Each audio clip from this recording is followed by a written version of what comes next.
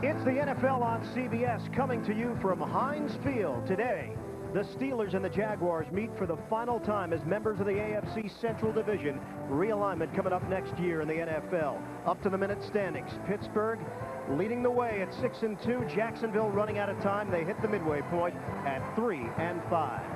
And welcome, everybody, to Pittsburgh. Ian Eagle along with Solomon Wilcots. The entire dynamic of this game changed about an hour and a half ago when Jacksonville announced that Mark Brunell would not start this game at quarterback. He is the emergency QB today because of a quad injury. And that's that same quad injury that has been plaguing Mark Brunell for the last 2 weeks. Began to bother him last night at the hotel. Came over to the stadium today about 1:50. Tried to loosen it up and tried to get going. It's hard enough trying to get away from this Pittsburgh Steelers pass rush on 2 legs, let alone to try to do it on one bad leg, so he will not start here today. What is the option for Jacksonville? It's backup quarterback Jonathan Quinn, little used backup, and he does get the nod. That's right. He gets his 3rd NFL start here today, but he's been taking the snaps for the last 2 weeks in practice. Mark Brunell told us he only had 1 snap in practice this week, so Jonathan Quinn has gotten the look in practice, but he's going to see the real thing here today against this Pittsburgh Steelers defense who leads the league in sacks.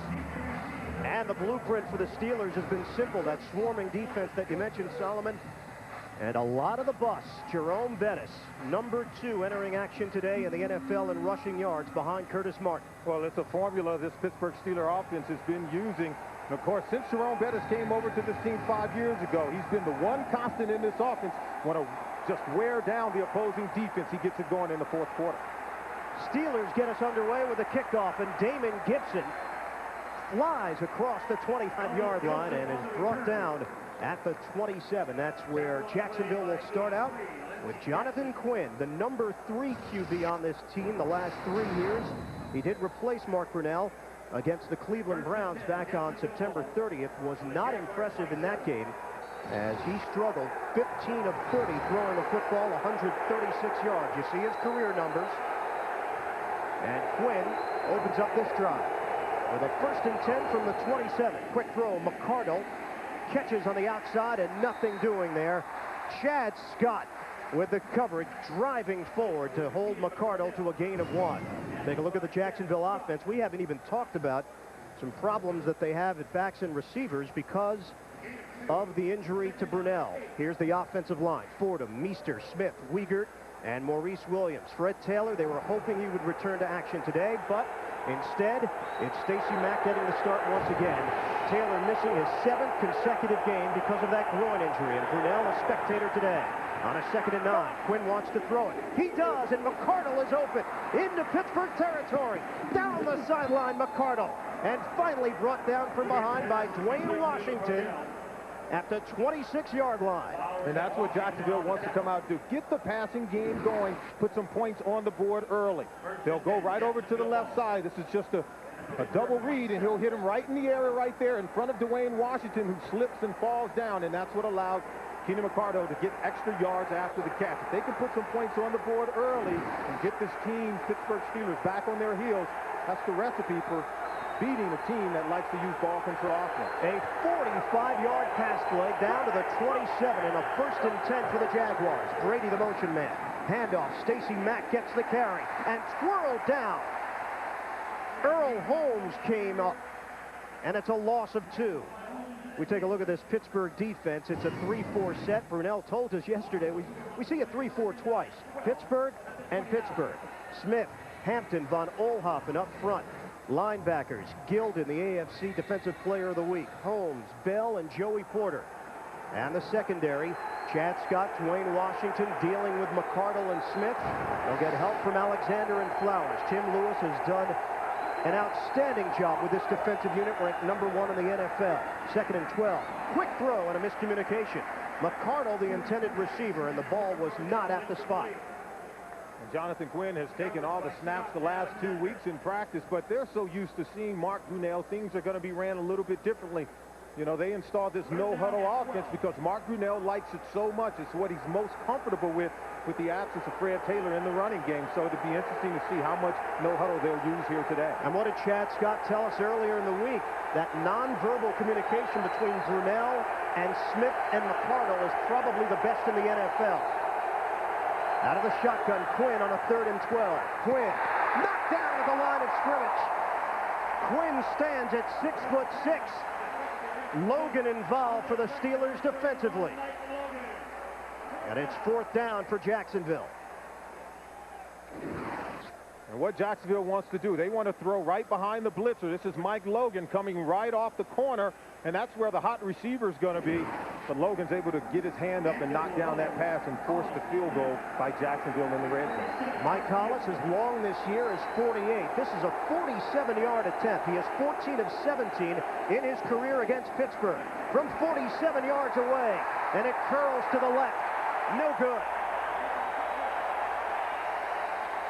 No points to show for their opening drive. Bill Cowher's got an early smile. No score. Jacksonville, Pittsburgh.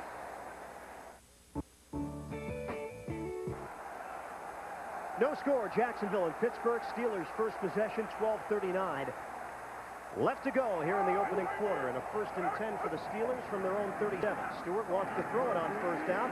Underneath, and the tight end, Bruner. Gang tackled after the gain of 5. Slaughter involved in the play with Nickerson and McCree. Well, this team lost to Jacksonville in the season opener 21-3. We spoke to Cordell Stewart. He said they watched film from that game. It didn't look like the Steelers. They didn't recognize themselves on tape. In fact, he told us that they played very sloppy, and Bill Cowher says, you know what, Jacksonville just came out and out-physical a very physical Pittsburgh Steelers football team, but it was a wake-up call for them after that Week 1 loss. 2nd and 5, Stewart, handoff, Bettis, driven backwards. Bettis could not run on Gary Walker, and a loss of 2 for the bus. The Pittsburgh Steelers offense, this offensive line playing error-free football, including Jeff Hardings, who we will talk about at great length here today, the free agent from Detroit. Backs and receivers, Bettis, 5 100-yard games this season. Pittsburgh 5-0 when he cracks 100. Dan Kreider getting the start today for the injured John Whitman. Hurt himself, upper back injury. So Kreider, who was the starter last year as a rookie, gets his first start of the season. Now at 3rd and 7. Shotgun. Stewart has the time. And the pass knocked away at the last moment. Intended for Troy Edwards, and Fernando Bryant getting a hand on it. Pittsburgh goes 3 and out. And I talked with Brian before the game. He felt like they could go one-on-one against the Pittsburgh Steelers wide receivers. You'll see he's coming down. He'll just run right underneath the receiver, Troy Edwards, and gets into the path of the football. And so that's what they can do really well, I think, with both of their cornerbacks, Fernando Bryant, Aaron Beasley, really good one-on-one cover cornerbacks. Josh Miller went down, and a flag comes down. Caught at the 10 by Gibson, and Gibson goes middle of the field, shy of the 20. Miller was hit after he punted, a 50-yard punt. And a 9-yard return. Miller came in ranked 9th in the NFL with a 44.1 average. And it was Donovan Darius who appeared to be in the area. Let's see what the call is. Referee today is Ron Winter.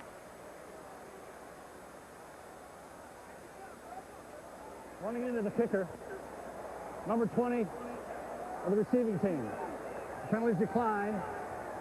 First down. Well, the key there, that's a 5-yard penalty. It would not have given them the first down. If it was roughing the kicker, you're talking about a different scenario. And that means it's unintentional. You see, he'll just come right up the middle, and it's very close to blocking it, but just couldn't hold up as he almost blocks the punt.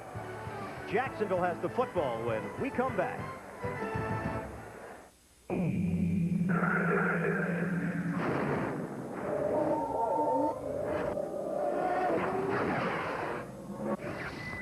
Ever wonder how the race car driver gets to the race car?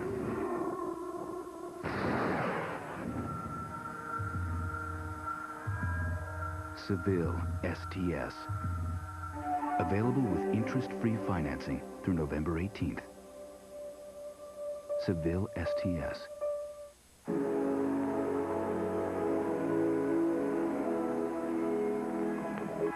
I don't hit every green. I don't birdie every hole. I don't win every tournament. But I believe that I will.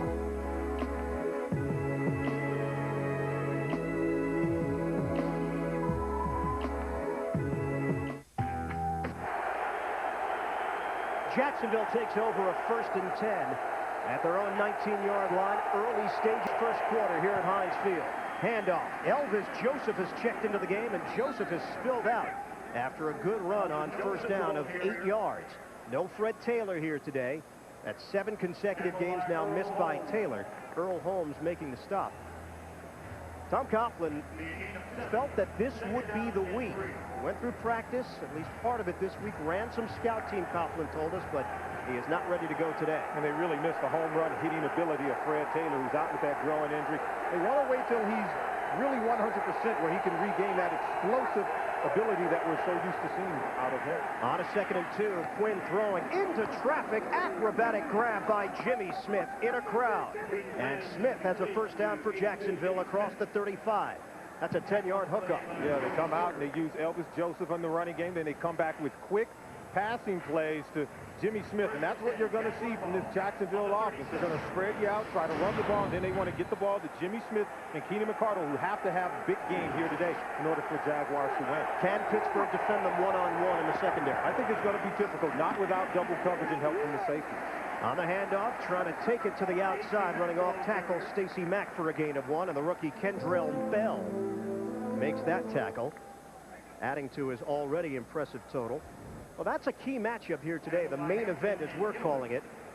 2 tremendous wide receivers going against 2 guys that don't necessarily have the big names at cornerback, but both have been very good. Yeah, both Smith and McCardle have been very productive, over 500 receptions for the team, but Chad Scott and Dwayne Washington, very capable corners, but I think the matchup against these guys, you need help when your safety's in double coverage. Quinn avoids the rush and slides down at the 45-yard line. They spread the field with 5 receivers. And that's a 7-yard scamper for Quinn. And Tom Coughlin told us, he said, we have to come out and spread it out. We can spread out this defense and threaten on the edges with our wide receivers. It'll create enough room for us to be able to run the ball effectively to be able to protect the quarterback. Remember, this Steeler defense, they can get after the quarterback, a league-high 34 sacks. So you're going to have to keep it balanced. But more importantly, you got to create situations like you have here. 3rd and 3, very capable of getting the first down. Under 9 minutes to play here in the first. Quinn, a long count. Need 3 yards for a first down. Knocked up in the air. And incomplete. Joey Porter got over there. And now some pushing and shoving with Sean Dawkins, the intended receiver, and the fiery Lee Flowers. 4th down, Jacksonville. Flowers is a passionate football player. He's going to have to be careful because they made the play to get off the field on 3rd down. You don't want to give him a first down by getting a cheap penalty there, but that time, good job by the Pittsburgh Steelers defense dropping into cover. Chris Hansen coming off a tremendous week, and that went over Cincinnati last week. Hank Poteet, fair catch called for, backpedals to the 13-yard line after the 43-yard punt by Hansen. 8:33 left to go in the first. Okay, class. Today, we're going to work on handwriting. Now, try to make it very neat like I did. That's good, that's good. All you have to do is follow the curves on the board. Very nice. Okay, tomorrow, we're going to put my cards in the envelopes. Trying to save a little time this holiday season? Then come to Best Buy, where you'll find gifts for everyone on your list, all in one place. Best Buy. This holiday, turn on the fun.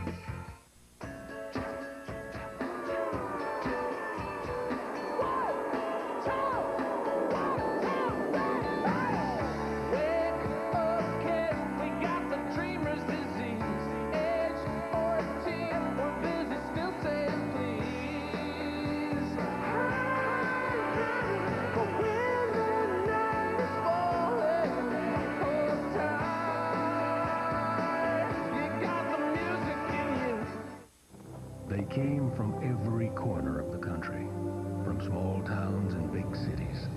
But they all shared one thing in common. They belonged to a family called Marines, a tough and determined few dedicated to protecting everything we hold sacred. And still, they come. Celebrate the 226-year history of those proud few who have earned the title, Marine. From Hallmark Hall of Fame, when an officer hides in the Italian countryside to escape the enemy. I'm willing to work for my chief. He never expected he'd meet the woman I cannot speak Italian. You must learn or you will not escape. he wanted to spend the rest of his life with. When will I see you again? In Love and War, CBS Tonight. Steelers 2-1 here on their new home turf, Heinz Field. They are 4-1 on the road, coming off that 15-12 overtime win in Cleveland. Chris Brown 5 field goals last week. And a 1st and 10 for Pittsburgh at their own 13-yard line. Bettis in the backfield and Kreider in motion. Stewart, handoff. Bus trying to spin and nowhere to go. No gain on the play as Ronaldo Wynn was involved in the stop. Take a look at the Jacksonville defense. Wynn, a part of that defensive line with Gary Walker, Seth Payne, Tony Bracken's coming off his best game of the season, 2 sacks last week. Linebackers, Kevin Hardy, Hardy Nickerson, and T.J. Slaughter. And the secondary, Bryant and Beasley, the corners, McCree, and the hard-hitting Donovan Darius at safety. Gary Moeller running this defense, currently ranked 19th in the NFL overall defensively. 2nd and 10 for Pittsburgh. Stewart wants to throw it. Incomplete, down at the feet of Hines Ward in double coverage. Kevin Hardy was there, and some pressure being put on by Gary Walker. Well, Cordell Stewart, he's won 10 of his last 13 starts. And the numbers just keep getting better. And you can see 55%. He actually has a really good completion percentage, but he's really avoided the interceptions. He has not thrown in interceptions in 6 of his last 8 games, so he's playing really well. His accuracy level has really increased. He continues to get better each week. 3-receiver look out of the shotgun on 3rd and 10. Stewart puts it up in the air. Wide open. Bobby Shaw across midfield. Brought down at the 47-yard line. A 40-yard hookup. Aaron Beasley with coverage. Aaron Beasley was actually in man-to-man coverage against Bobby Shaw. This is something that the defensive coordinator, Gary Moeller, doesn't want to do, and that's why you see him playing a lot of soft zone, and it's a big play for the Pittsburgh Steelers offense because it's going to encourage Jacksonville to come out of that man-to-man coverage, and now they'll have to put another safety back and play a 7-man front against the run game in Jerome Bettis. Longest reception of the season for Shaw, but they cannot get Bettis started.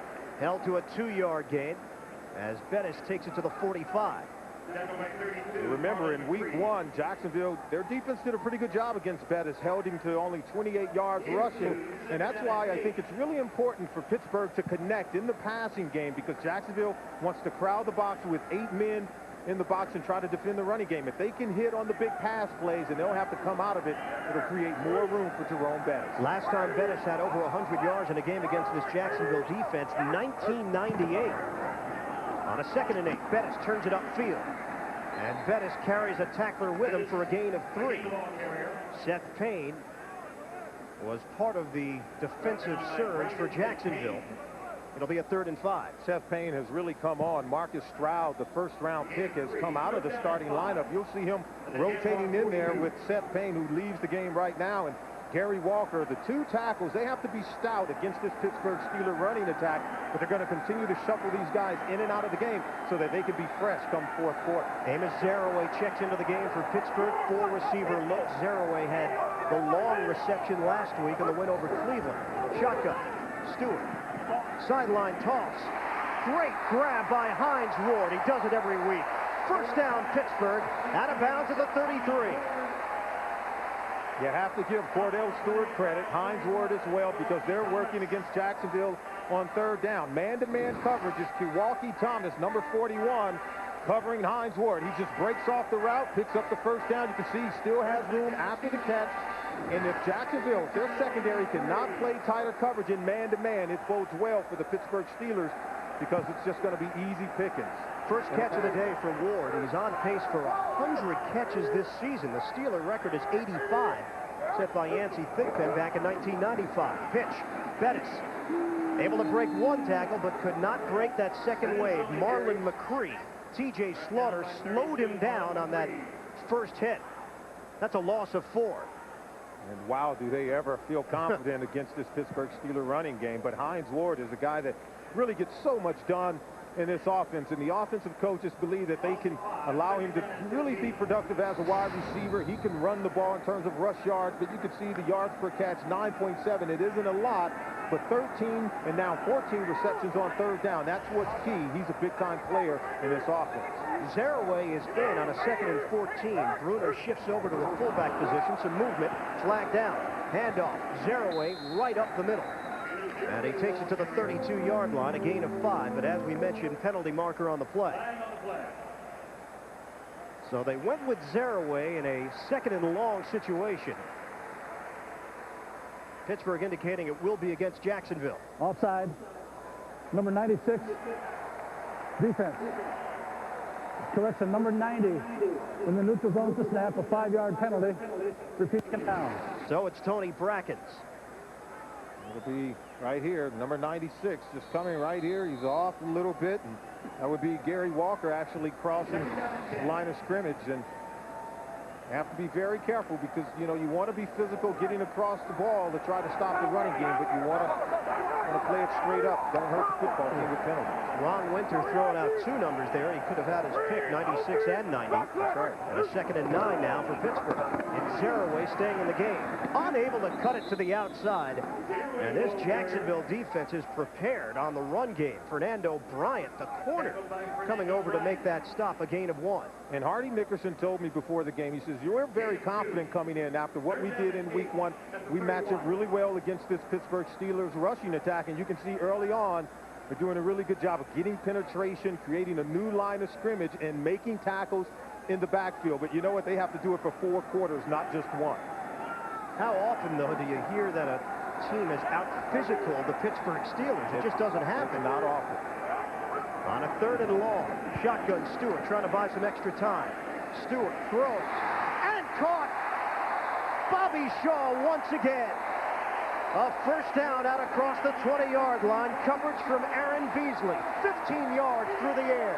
And you have to credit the fullback, Chris Fuamatu Maafala. He's going to pick up Marlon McCree on the blitz. That gives Cordell Stewart time to get the ball out to Bobby Shaw, who catches the ball in traffic. And these big catches on 3rd down is really helping this offense because it's going to change the way that Jacksonville is going to defend them.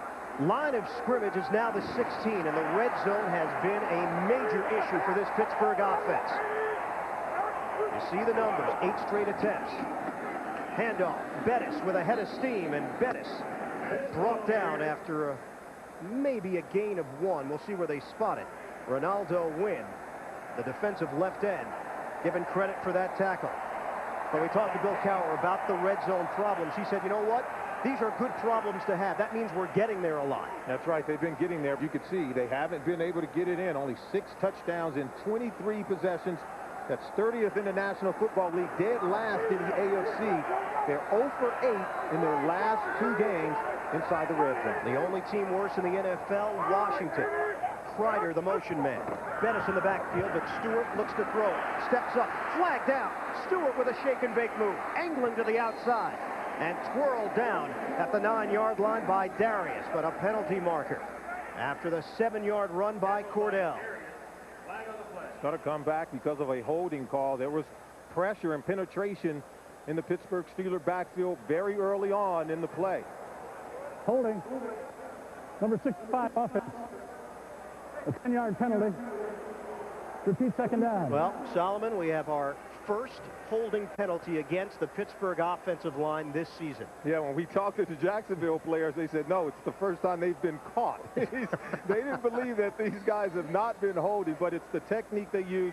When you get your hands inside, they're not going to caught it. That time, Rich got caught with his hands outside the framework of the defensive player's shoulder pads, and they're going to call that one every time. Just has to change up the technique and execute a little bit better. Have not scored a touchdown their last 8 trips inside the 20. Right now, because of the penalty, they're backed up to the 26. Stewart in the pocket.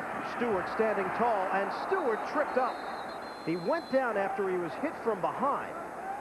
And it goes down as a loss of 4. Gary Walker was the first man there among those rushing for Jacksonville. And had he been able to step out of the grasp of Gary Walker, who's only able to trip up Cordell Stewart, there's only Hardy Nickerson, he may run right into the end zone, but that's where they've struggled here in the red zone because they've had penalties. They've had some tremendous opportunities. It's been like a force field down at the goal line because they've not been able to get it in, although they've had some tremendous opportunities. They should give the sack to Tony Brackens, who was able to just touch up Cordell and slow him down. He could never get his balance. So Brackens gets the sack. That's his fourth.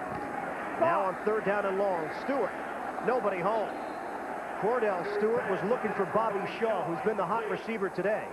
And a bunch of white jerseys in the area. And this Jacksonville defense, they've been pretty good in the red zone. They hold up today. They've only given up 10 touchdowns in the red zone, so they're doing a pretty good job. But now we'll see Chris Brown. Well, Chris Brown, Week 8 against Baltimore, 1 of 5, 4 misses last week. Yep, euphoria, including the game winner. This is a 48-yard attempt. Brown on the approach, leaning in. Brown got it. Chris Brown regained his confidence last week in the overtime victory over Cleveland, and he gives Pittsburgh a 3-0 lead in the first.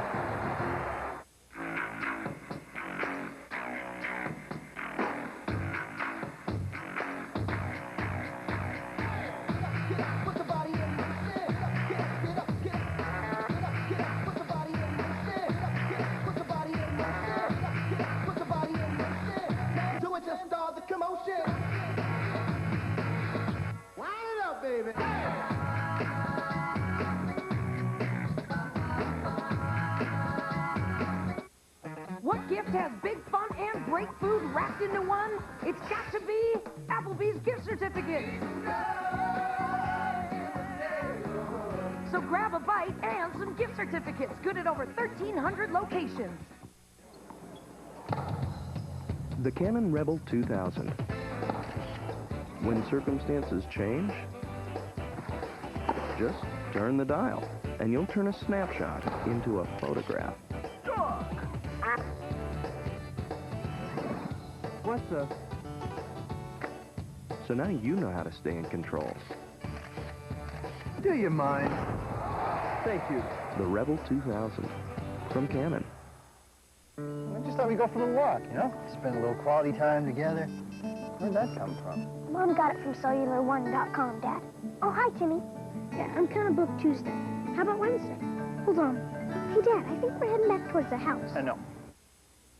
The NFL on CBS is sponsored by Sun America, the retirement specialist, and by Applebee's Neighborhood Grill and Bar. Eating good in the neighborhood. Applebee's.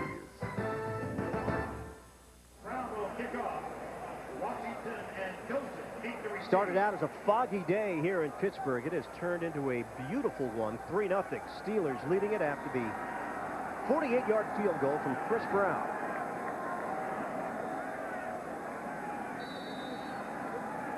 Elvis Joseph, the deep man right now, along with Gibson. And it takes a roll. Joseph pointing out he felt it might have curled before going into the end zone. Not the case. It'll be a touchback, and Jacksonville will have it at their own 20. Jonathan Quinn will get another crack at this Pittsburgh defense, waning moments of the first quarter when we come back.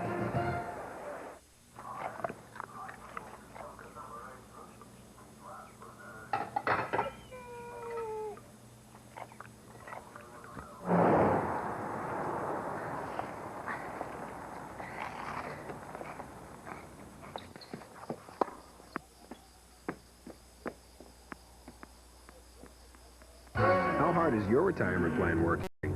Sun America can help. Just ask your financial advisor. Sun America, the retirement specialist.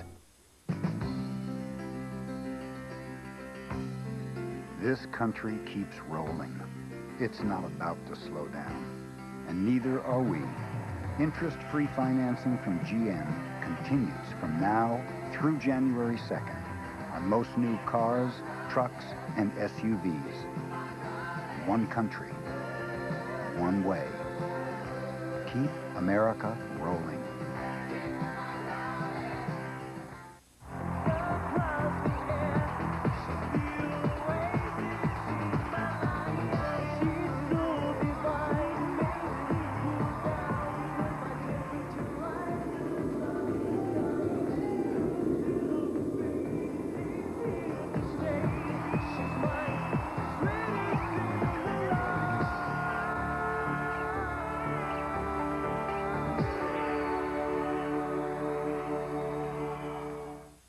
Monday, days all new with the King of Queens, Kevin James, football legend Deion Sanders, and Lindsay, the latest survivor voted out of Africa. And Tuesday, don't miss Julia Roberts.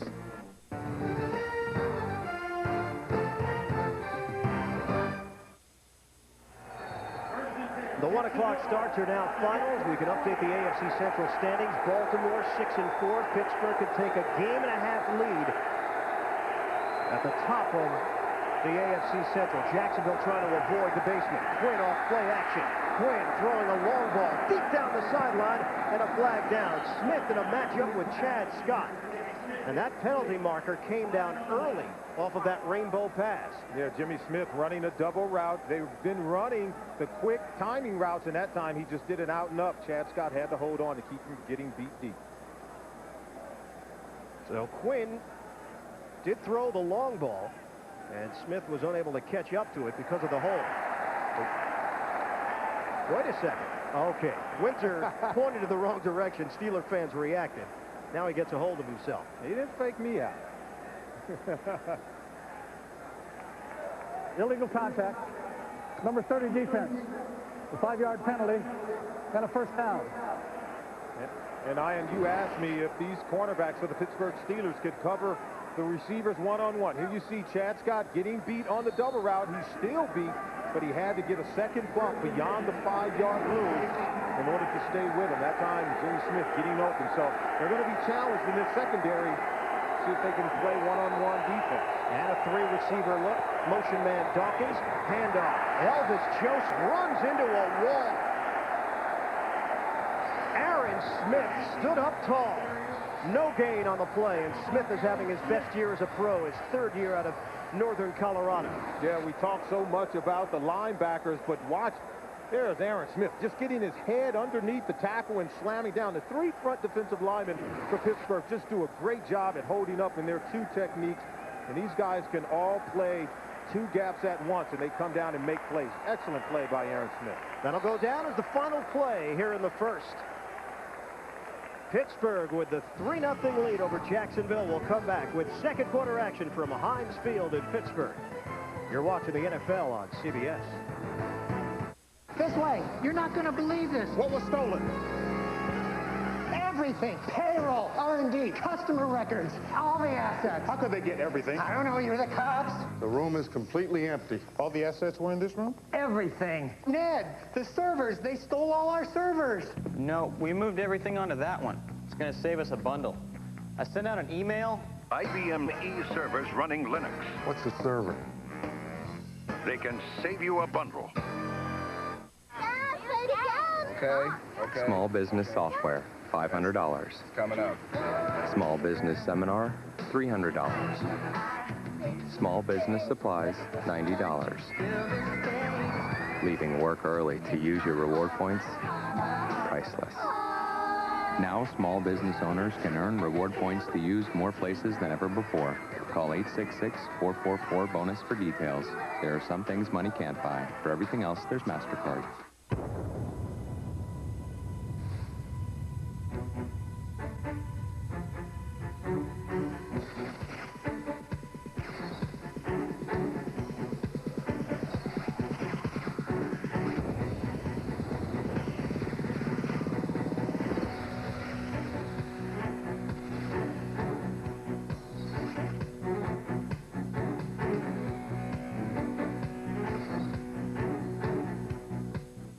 CBS Wednesday at 10/9 Central.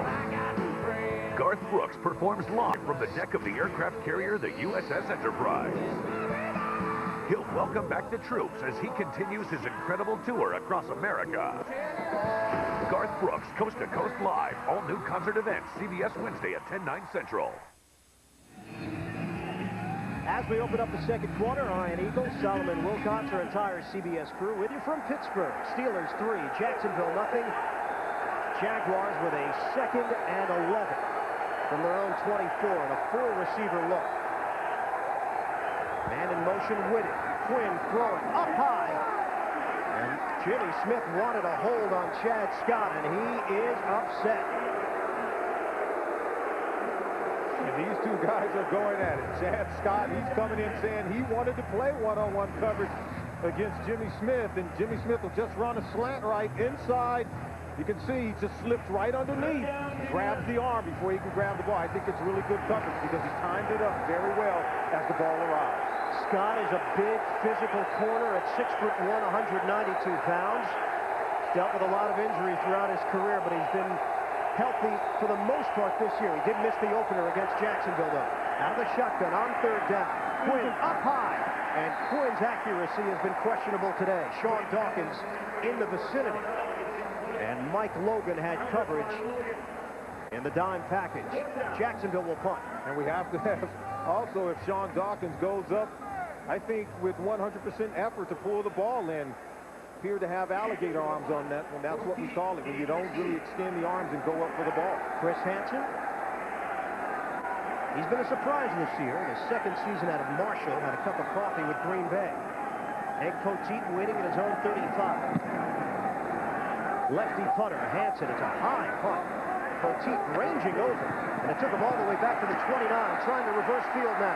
Poteet turns it upfield and smashed as he came across the 30. Danny Clark, a part of the special teams unit for Jacksonville. 46-yard punt. It turns into a 3-yard return. He ran about 20 yards for it.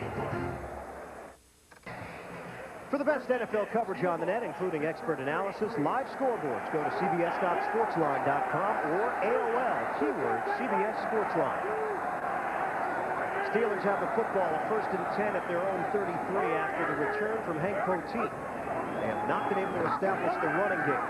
Stewart throwing into a crowd, and Hines Ward makes the catch at the 40-yard line. That's a gain of 7. And Ward will make those tough receptions. Kevin Hardy was in his face. Yeah, Jacksonville defense is forcing Pittsburgh to go outside of their comfort zone because they're taking away the Steelers' running game. Right now, Jerome Bettis, 6 carries for a negative 2 yards. And Mazeraway, well, he only has a carry for 1 yard. So right now, they're not doing too well in the running game. Jacksonville is doing a good job at executing on defense. Jacksonville leads the all-time series with a mark of 8-5. Hand off Bettis. Bettis breaks 1 tackle and then taken down by 2 men from behind, including Kevin Hardy. That's a 5-yard gain and a new set of downs for Pittsburgh to work with at the 45-yard line. But when you can come out and complete passes in the short passing game and create an opportunity of 3rd and 1, then you only need Jerome Bettis to get the first down 1 yard and keeps the chains moving. But he'll try to wear down this defense. I think the key is, can Jacksonville keep it going well into the 4th quarter? They are by far the top rushing team in the NFL, over 186 yards per game on the ground. They had 247 last week. Stewart throwing the home run ball. Incomplete. Double coverage for Hines Ward. Marlon McCree was ranging over from his free safety spot. And Bettis with a block up front to give Stewart a little time. Yeah, you have McCree getting into the backfield. Number 97, Ronaldo Wynn, is coming in. A number of defenders for Jacksonville, putting pressure on Cordell Stewart and getting hits. And that's what causes the high throw. But it was still good coverage by the secondary Jacksonville Jaguars. Fernando Bryant through the assignment of Hines Ward. You see the numbers on Stewart. Last week, 18 of 32, 188 yards, no touchdowns, no interceptions, and several drop balls, including Plexico Burris. Bettis up the middle, and not much room. 3-yard gain for the bus. It'll be 3rd and 7 upcoming. Marcus Stroud with the tackle. You might ask, what is Jacksonville doing in order to really, I think, limit this Pittsburgh Steelers running game early here in the 1st and 2nd quarter? But they're doing a really good job just getting penetration right up the middle, forcing Jerome Bettis to bounce, and then they're doing a good job of containing on the edges, and that's why they're able to, I think, be so effective in the early downs against the running game. Spread the field. 3 receivers flooded on that left side for Stewart to look at. Stewart on 3rd down. Rainbow pass. And Bobby Shaw made his cut to the outside. The ball was not on time. Ronaldo Wynn applying some pressure. And it's 4th down, Pittsburgh. And that time Stewart was forced to throw the ball before Bobby Shaw made his cut. And that's because of the pressure provided by the defense. Josh Miller, a 50-yard punt on his first attempt. High in the air. Gibson will let it bounce. Almost saved by Poteet. Not quite. 52-yard punt. It's a net of 32. Jacksonville will have it at their own 20 when we come back. How business gets done. And by Rocky Mountain Cold Coors Light. Are you ready for a cold one?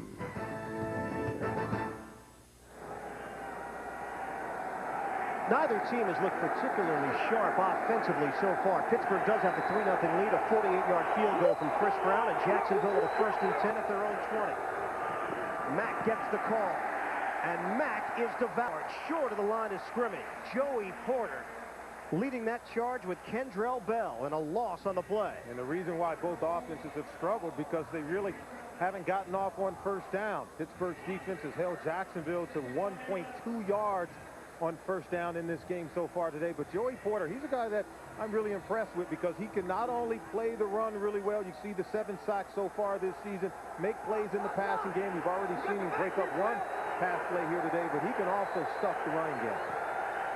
Jonathan Quinn in for the injured Mark Brunell. Announced about 2:30 today that he would not be able to play because of the quad injury. Quinn, a touch pass, and he floats it too high. Pittsburgh with a 3-0 lead. Let's get an NFL Today update to New York and Jim Nantz. I'll give you one quarterback, Ian, who can play, and that's Rich Gannon. First quarter, he threw for 152 yards and 2 touchdowns, including this one to Jerry Rice. Tim Brown caught the other. They've started the second quarter, 14-7 Raiders. Let's go back to Ian and Solomon. All right, Jim, thanks very much. You see the season numbers on Mark Brunell. He's the leader of this football team. And his replacement, Jonathan Quinn, is 1 for his last 7 throwing. This one is complete. Underneath the coverage, McCardle. And that's short of a 1st down. Deshae Townsend made sure he didn't get to the marker at the 30-yard line, and he came up 2 yards shy after the 9-yard pass play. It's just good 3rd down defense. Deshae Townsend, he keeps him in front of him. Lets McCardle make the catch, but he makes sure he makes the tackle. Don't allow any additional yards after the catch, and that's how you get off the field defensively. Chris Hansen had one go for 46 yards earlier, had a 59-yard punt last week. Hank Poteet lets it bounce, and it takes a Jacksonville roll. Inside the 25 and down at the 23-yard line. 49-yard punt for Hansen. And Bill Cowher's team does not have great field position once again. It was the mountains and the snow and the water below. Are you ready? And you will know it's cold at last when the Coors Light hits your glass. Are you ready for a cold one? Are you ready for a cold Coors Light? Are you ready?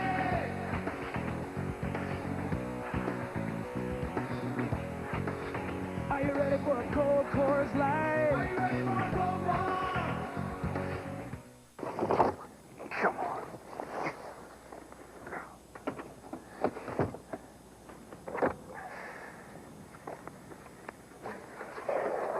What's in here?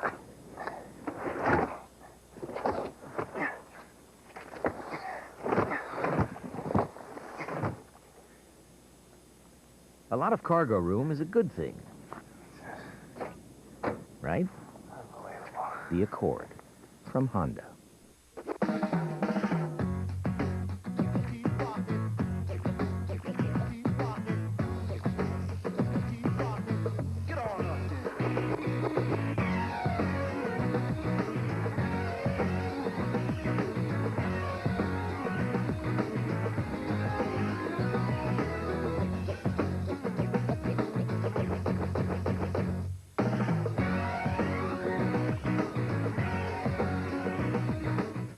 Access NFL.com now on America Online. Get live game day coverage and real-time stats at AOL keyword NFL.com. On Thanksgiving Day, the Cowboys welcome the Broncos for some home cooking on CBS. Log on to NFL.com. Vote for the AFC and NFC All-Stars to play in the 2002 Pro Bowl. Vote now only at NFL.com or AOL keyword NFL.com. Steelers with a 1st and 10 at their own 23-yard line. They have a 3-0 lead, 10:42 to play, first half. Stewart, play action. Cordell guns it. Incomplete. Hines Ward was the target. It'll be 2nd and 10. Yeah, Hines Ward just slips on the play. And this is what they like to do, the rollout. It's a single high read. You're going to get the clear out, and then Hines Ward coming underneath Burris, who clears out the area. He was open. Ball thrown a little bit behind Hines Ward. He tries to come back and slips and fall down.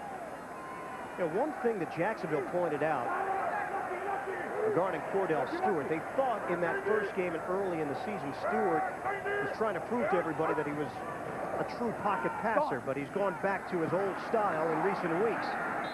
And a short pass to the outside, and Hines Ward was able to turn it up for about a 1-yard gain. Hardy Nickerson caught him from the side to bring him down. Well, that Pittsburgh offense, first week was a nightmare. Steelers losing in the opener 21-3. Since then, the numbers are mind-boggling. This is the 5th-ranked offense overall. And look at the rushing yards, very significant. Jacksonville has done an excellent job so far here today. The Pittsburgh Steelers are going to have to find a way to get back to doing what they do best. They're spreading it out here on 3rd down, but they're going to have to run the football very well in order to win today. One problem for Pittsburgh, though, points. They're not getting as many as they'd like.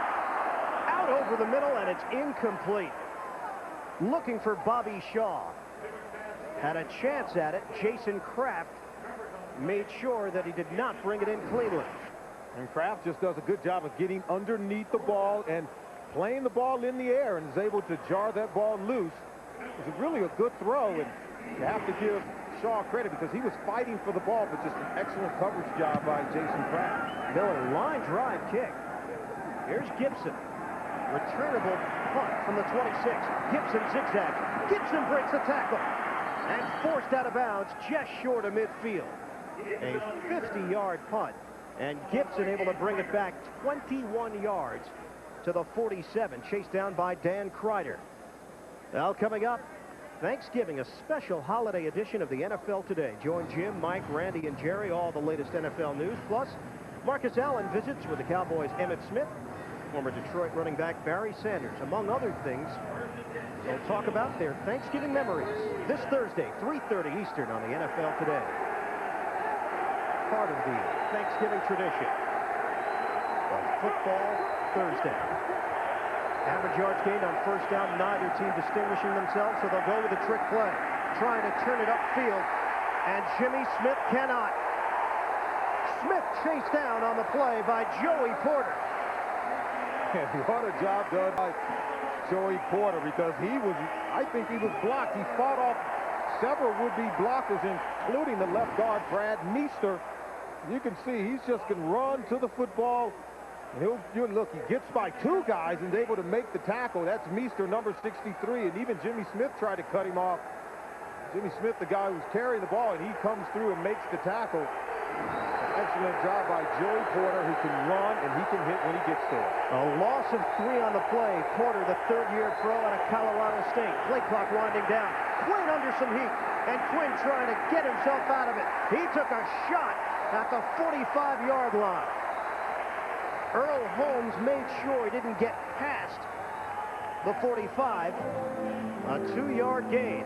But Porter again flying all over the field. Yeah, Pittsburgh likes to give you different looks and mix up the blitz. This is Lee Flowers coming in, forces Jonathan Quinn out of the pocket. Now he's got to learn to get down because he's the 2nd quarterback. Mark Brunell is out, only an emergency situation will he play today. So Jonathan Quinn's going to have to learn to slide, live to fight another day. Now Brunell saying they got to hurry up, running out of time with the clock. Play clock was a factor on the last play. 3rd and a long 11 now. Directing traffic is Quinn. Play clock at 1. Did he get it off in time? No way. Flags come down. Clock stops with an even 8 minutes to play, first half. You can see the veteran quarterback saying, hey, you have to hurry up. You don't have that much time. Prior to the snap, delay a game, offense, a 5-yard penalty, remains 3rd down. And Quinn's a young quarterback. He'll learn as he goes. He spent the spring over in NFL Europe where he led the Berlin Thunder to the World Bowl championship, but now he's playing the NFL. You've got to make big plays, and this is only his third NFL start, so he's still learning on the job. And it's getting loud. Crowd coming alive here at Heinz Field. Quinn on a 3rd and 16. Steps up, pump fake, now throws it short, and Kyle Brady cannot break free. 7-yard pass and catch, Quinn to Brady. Tackled by Earl Holmes, and Jacksonville has to punt it again. And again, it's the penalty that really kills the drive because it forces you into a 3rd and long situation. And that's when this Pittsburgh Steelers zone blitz defense can dictate the tempo, come after the quarterback, and force the quick throw and make the tackle before you can pick up the first down. Chris Hansen got a good Jacksonville roll on his last attempt. And Poteet standing at his own 10. High punt. Poteet. Fair catch at the 15. It's only a 37-yard punt, but it does the job as, once again, Pittsburgh's pinned back in a 3-0 game. When did you get this? There's the, Yep. Look at the,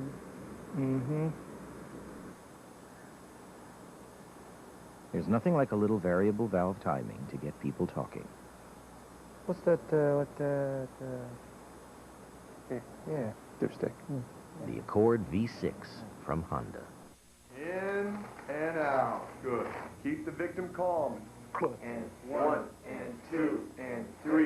And Okay, there you go. That's over 100 channels, sports, news, digital music. Installation's free, and it's only $31.99 a month.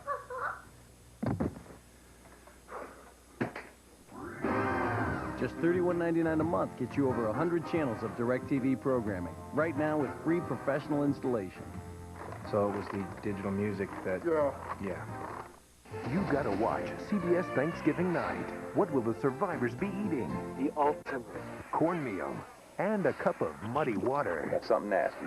This Thanksgiving, be thankful you're not one of them. Frankie, want any more mush? All new Survivor Africa. Then, a deadly casino heist. If you think you can solve this one... We're out of suspects. All dead. Don't bet on it. It's 2 hours of CSI. After an all-new Survivor, you gotta watch CBS Thanksgiving. The NFL on CBS is sponsored by the United States Postal Service and by DirecTV, the #1 digital satellite entertainment provider. Jacksonville Jaguars haven't won a road game in a year. November the 19th, and it came here in Pittsburgh, of course, over at Three Rivers Stadium.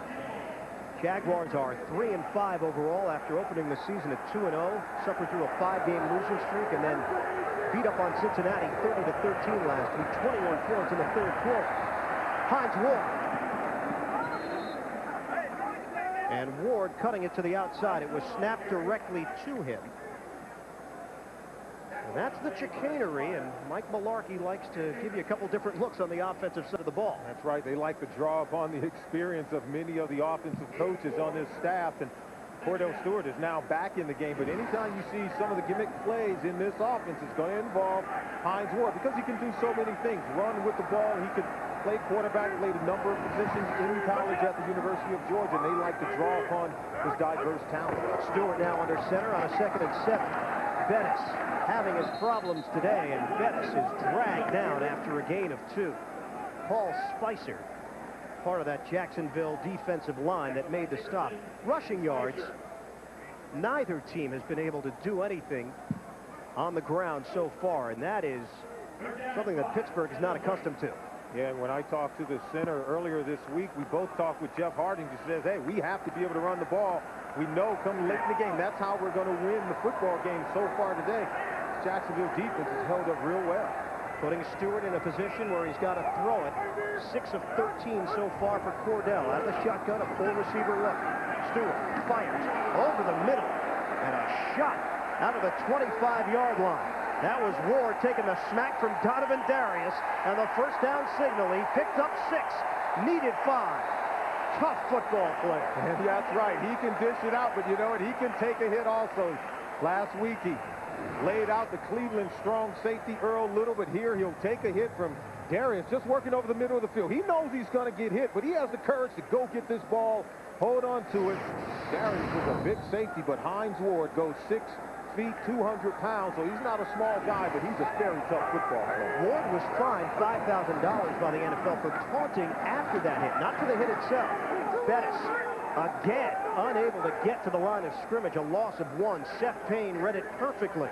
And the clock continues to roll in a fast-moving first half. 4:38 left in the second quarter. And since when do you hear of a wide receiver getting fined for taunting after knocking out a football player? I mean, that's what kind of guy you have with Hines Ward, because he's very physical and very excitable. You can see the crowd really rallies behind his performance on the football field because he gives you everything he has. The other element on that play as well, Ward knew where the first down marker was. He took the hit, but he was rewarded with a new set of downs. That's his experience as a former quarterback in college. On 2nd and 11, Stewart zings it towards the sideline. Bruner breaks the tackle and then takes a smack just short of the 35. Fans chanting Bruner after the 9-yard pickup. And it's important defensively that if the guy catches the ball in front of you like Mark Bruner does in front of the linebacker, you have to make the tackle. You can't allow additional yards after the catch, because now they're in a third and very short situation. In Pittsburgh, they thrive in these situations. 3rd and 2, they like to use their power, but the short passing game works in this situation as well. Gary Moeller's defensive unit for Jacksonville has done the job so far. This is a 3rd and 2 for Pittsburgh. Inside handoff, and Chris Fuamatu-Ma'afala did not get it. He picked up 1, he needed 2. Now, this is just confusion between Cordell Stewart and the fullback, Chris Fuamatu-Ma'afala.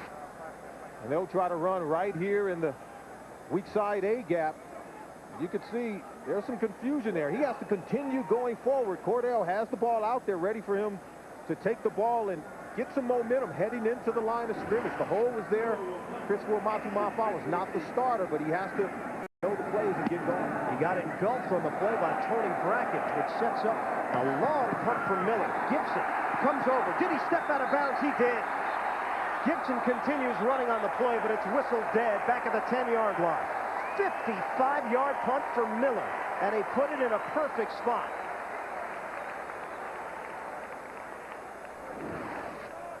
You want to nail Gibson right down in the corner, right on the sideline enough.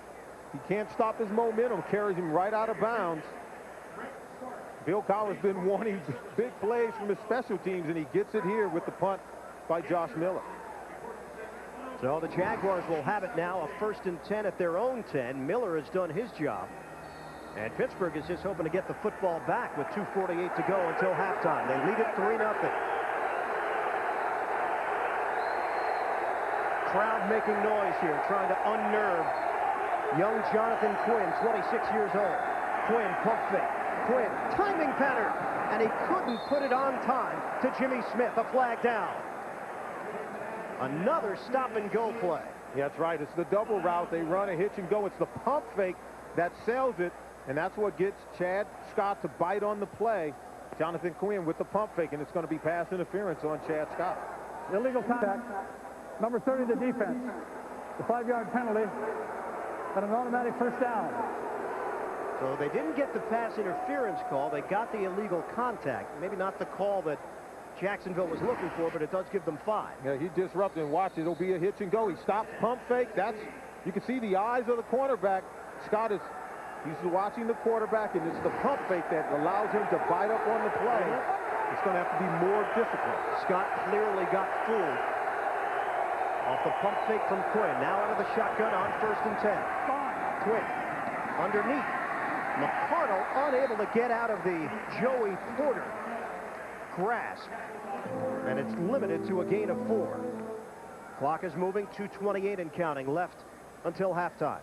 And Jacksonville right now offensively, they're running the double routes, and they have to really try to get the ball up the field with both of their outside receivers. That's Jimmy Smith and Keenan McCardle, because they can make some big plays against these corners. As you asked if they can hold up in one-on-one coverage, so far it's been room. And nothing happening out front. Elvis Joseph. 9th running play for Jacksonville. Compare that to 12 passes Yeah, they've got a semblance of balance. They're just not getting any yardage. It's 3-0 Pittsburgh. 2-minute warning here in the second quarter.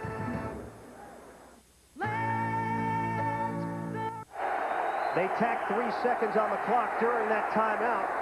2:03 left as that pass play is broken up. Jimmy Smith over the middle, and it'll set up 4th down. Pittsburgh called the timeout with 2:03 on the clock. Now we officially hit the 2-minute warning, and Pittsburgh is going to get the football back. 3-0 Steelers.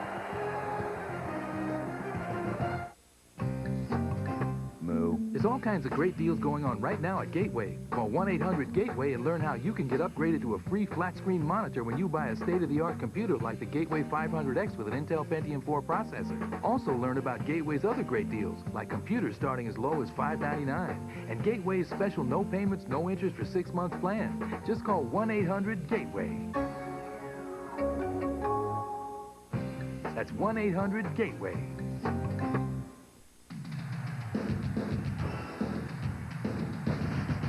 A great American tradition. The Army-Navy game on CBS. Hi, I'm Susan McGinnis, news anchor for CBS Market Watch. CBS Market Watch is not only the place I work, it's also the resource I use and trust when I'm managing my own finances. It's where you should go first for the best information on mutual funds, retirement, real estate, taxes. The ING personal finance section gives you the best advice from some of the industry's most seasoned financial columnists. More than 100 journalists worldwide reporting for you. CBS Market Watch is the #1 source for financial news. It's more than just news. It's news you can use. Last winter, we had a little cell phone mix-up. He told our travel agent Steamboat Springs, but with the static, well... You know, we tried to make the best of it. Come on, kids. There we go. Who wants hot cocoa? That's when we finally got free and clear with Sprint PCS. Real clear calls, and nationwide long distance included, which is great for us because we do have 2 kids. Hey! The Sprint PCS free and clear plan with nationwide long distance included. Every minute, every day. Coming up, Nextel halftime report. Join the gang in New York for all the scores and highlights and the latest NFL news, plus a CBS News update. America fights back. That's coming up on the Nextel halftime report. Jacksonville 3 and out on their last 4 possessions, and they're forced to punt once again with Chris Hansen. Poteet standing at his own 39. Pittsburgh should have good field position with under 2 minutes to play now, second quarter. Hansen, another great punt from him. Poteet taken back to the 29. Now Poteet trying to zigzag. Poteet dances his way to the 33-yard line. A 51-yard punt and a 3-yard return for Poteet. Danny Clark on special teams. First 5 possessions for Pittsburgh. The field goal stands out. That's the only long sustained drive that the Steelers have come up with. And the fact that they've had the punt 4 out of their first 5 possessions, it just tells you what a good job the Jaguars are doing defensively, only allowing 12 yards rushing by the Pittsburgh Steelers, really taking them out of their game, forcing them to become more one-dimensional, putting the game in the hands of Cordell Stewart. If they're going to make a play here, they want to get Cordell Stewart now out and try to allow him to make some plays with his arms or with his legs running the ball. Jerome Bettis has been held to 7 yards on 10 carries. Zaraway is in there right now. 4-receiver look on first down. Stewart, sideline toss, brought in by Troy Edwards. That is not a name that we have called out very often. Edwards comes up with just his 8th catch of the year, covered by Beasley. Yeah, Edwards has really struggled in the offense, really to make plays when he's had opportunities. Had a difficult time holding on to the football now in his 3rd season after being taken in the first round by the Pittsburgh Steelers out of Louisiana Tech. So there was a tremendous learning curve, and now you should start to see him improve in this offense because they've really simplified things for the receivers and the quarterback. They moved the chains after the 10-yard reception. Now a first down from the 43. Clock stopped. Now rolling with 1:35 left. Stewart over the middle. Makes the connection to Edwards again. And into Jacksonville territory.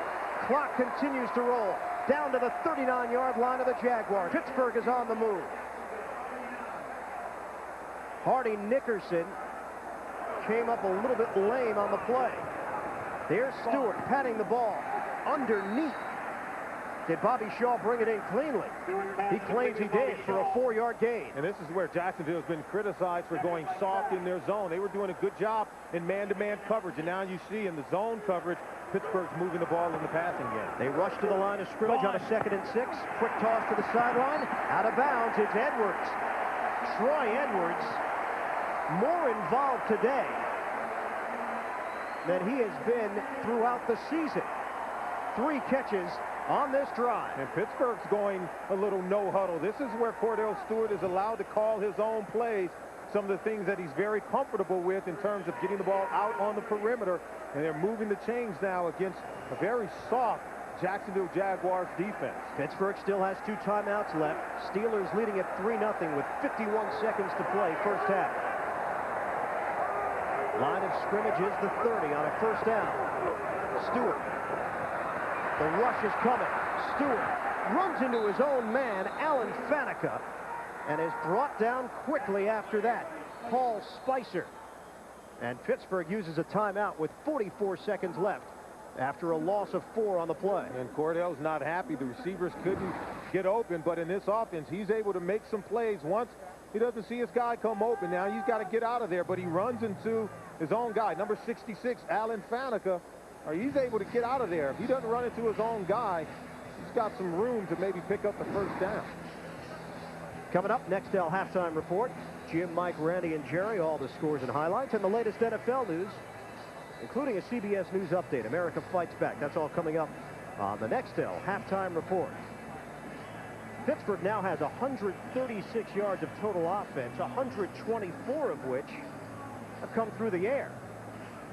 That's not something you're accustomed to seeing, but Cordell Stewart, prior to last week's game in Cleveland, he's thrown for over 200 yards in their previous 2 games before that. So he's certainly capable in adding more balance to this Pittsburgh Steelers offense each week.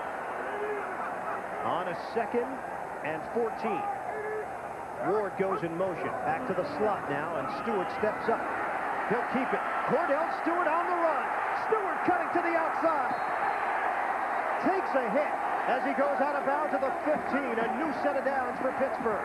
And this is what Tom Coughlin worried about most. He says when you stop Jerome Bettis, you have to be concerned about the other players in this offense, Cordell Stewart and Hines Ward. But you see Stewart making a big play here, but looks like it may come back. There's a penalty flag down. Might have happened after the play as he was heading out of bounds. Was that a late hit? I didn't think so on first glance. Looked like Stewart just took the hit on from McCree head on. Taunting. Number 10 offense. A 15-yard penalty. Play results in first down. Can't happen. Cannot happen. Cordell Stewart after the play taunting. Yes, well after the play, and he lowers the shoulder, and of course you can't hear what he's saying, but he goes over to McCree and utters some words, and that's what the officials don't like. They're going to call it, trying to create better conduct, and the players have to live up to that because, you know what, it's a game of sportsmanship. Cordell had made a play, gotten out of bounds, and don't hurt your football team at a crucial point in the ball game. You have a chance to make plays and put more points on the board. It just cost him 15 yards. Line of scrimmage was supposed to be the 15. They back it out to the 30 now with 36 seconds left. Stewart made the play and then looked over in the direction of McCree and may have opened his mouth. We couldn't tell off replay. And it's not just looking over at him. He went over to McCree, and of course the officials they're within earshot of what was said, so that's where the call was made. Cordell told us week 1 the loss to Jacksonville was a wake-up call. He knew this team was better than that. Donovan Darius came over for Jacksonville just to make sure it didn't escalate into anything more. Cordell gave it a smile. And now they're back out to the 30-yard line. Well, the actions didn't seem severe, but the words could only be heard by the officials. So a 1st and 10.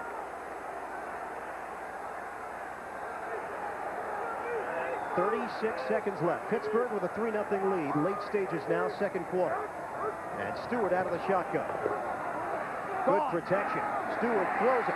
Caught by Shaw. Down at the 18-yard line. We'll call it a 15-yard catch if they spot it at the 16. They do. Pittsburgh. And Pittsburgh has just used its final timeout.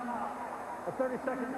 28 seconds left, second quarter. This is where Cordell Stewart has really improved. He's become a much better pocket passer. You can see the accuracy. Ball is tipped at the line of scrimmage, but he finds Shaw in an area in the soft zone who's able to get open. And what I like about Shaw, he goes up and fights for the football, something we haven't seen from Plexico Burris. How about the fact that Cordell has spread it around today? Burris hasn't even gotten involved in the passing game. Yeah, so far in the game, he's completed passes to 4 different receivers. It shows you he has a command of the offense. He's very comfortable, but the more, I think, most important thing, he's comfortable throwing the ball standing in the pocket. And that's where he's made his biggest improvement because his accuracy has improved also. He's completing 60% of his passes for the first time in his career. And he gets it to within 1 yard of where the line of scrimmage would have been if he wasn't called on that taunting penalty. It's a 1st and 10 at the 16. 28 seconds left. Steelers have no timeouts left. Stewart steps up, fires underneath. A dangerous pass with time now trickling away. Steelers trying to rush to the line of scrimmage. It goes down as a 7-yard gain. Time running out. 13 seconds left. And now Jacksonville, their defenders, they understand how much time is left, and they're not quick to get up. It's actually smart play, but you do have to show that you're moving. And now Stewart will spike it with 10 seconds left. We saw some wackiness on Monday night out of the AFC Central with Tennessee and Baltimore, and Pittsburgh is going to avoid that. Send out the field goal unit with 10 seconds remaining in the second quarter. A real smart play by the Jacksonville defense. They didn't have to move as quick as some of the Pittsburgh Steelers players were wanting them to, and that's why you see Pittsburgh lining up to attempt a field goal. Relatively short one, 27-yard attempt. Brown splits the uprights. And the Steelers able to put some more points on the board before time runs out here in the first half. 6 seconds remain. And Brown is 2 out of 2. 6-0, Pittsburgh leading it. But another trip to the red zone and no touchdowns for this Steelers offense. They're now 0 for 10 in their last 10 quarters of football where they've gotten inside the red zone and could not punch it in and get the touchdown. But, you know, Chris Brown, that's where he's been a weapon for this football team because they like to play it close to the vest and pound you with the running game, play good defense. So when you play this style of play in football, you have to have a good field goal kicker who can convert. Well, when we spoke with Tom Coughlin about this matchup, he said, you know what, it is a little bit emotional that this is the final time these two teams will meet as members of the AFC Central. Coughlin said when he came into the league with Jacksonville, Pittsburgh was the measuring stick, and we're taking you back. First ever meeting between these two teams back in 1995, and yeah, that looks familiar, doesn't it? Brunell to Smith. That's right, and boy, did they measure up quickly, getting the win the first time they came in to play the Pittsburgh Steelers. Just really good job with this Jacksonville organization early on. On the squib kick. And 3 seconds now remain after the return from Rob Meyer, one of the up men for Jacksonville. So Chris Brown redeemed himself last week. Bill Cowher told us it was poetic justice so that he didn't have to sit with the heartache and the headache after what happened against Baltimore with those 4 misses. And so many of his teammates believed in him. I remember last week when we met with the cornerback Dwayne Washington, he said, if Chris Brown misses a field goal, you guys go soft on him. Don't be too hard on him. And they were really rallying for him to step up and make plays, and he did that last week in Cleveland. Here's Quinn in a Hail Mary situation. He's got to throw it a long way. Quinn's got a rifle of an arm towards the end zone and knocked away. Alexander may have been the one that got his hand on it. We hit halftime. Pittsburgh with a 6-0 lead over Jacksonville. The next little halftime report is coming up. You're watching the NFL on CBS. Monday. Ford presents the Nextel Direct Connect Halftime Report. Nextel. Get right through. It's halftime in Pittsburgh. We welcome you to Manhattan. Jim Nance on the Nextel halftime report. Sweeps today, season sweeps for the Jets over Miami, Browns over Baltimore. You got it, Jerry. 49ers over Carolina, and Eagles over Dallas.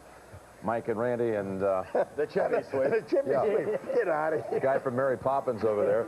How about the Steelers' last 21 points have come from kicks by Chris Brown? Well, and this first half really has been all defense from both sides of the ball. Jerome Bettis, 10 carries for 7 yards, and Jacksonville's only run for 9 yards. It's all been defense. Pittsburgh's gotten some yards, but what they're doing, they're managing to get points. They're managing to find a way to be ahead. They're going to manage a way to win this. All right, and let's go through the scores, Jerry, before you go back to your day job with that broom. Meanwhile, 49er Raiders are up 14-7. They got a couple of good connections early. Yeah, the guy who makes it work right here is Rich Gannon. Scrambles out of the pocket, and he hits Tim Brown, who does a great job on cover. They go up 7-0 at this point. So 1 to Rice, 1 to Brown. And Broncos with a field goal from Elam, 33 yards. And that's all the scoring there mid-second. Bears on the board with an offensive touchdown, first time in 19 quarters against the Bucks. And the Lions up Batch to Sloan for a touchdown in that one. Let's go through the earlier ones. Jets defense coming up huge today. Defense, more defense. Ted Cottrell's defense was +5 in turnovers today. That makes him +22 for the year. It ain't pretty. It ain't offense. But it's win number 7 for the Jets. Saints came back from 14-0 down. They did it really. The guy who did it was Brooks. He did it with his legs, he did it with his arm, and he did it with his head because he kept him in the game all the way. Ricky Williams, at the end, when you give it to him when that tough defense a little tired, you pound it right at him and you say adios. Over 100. What about Alexander, Jerry? Well, he had 100 yards, but then he lost a little bit, but he had a good day. He ended up with about 95 yards.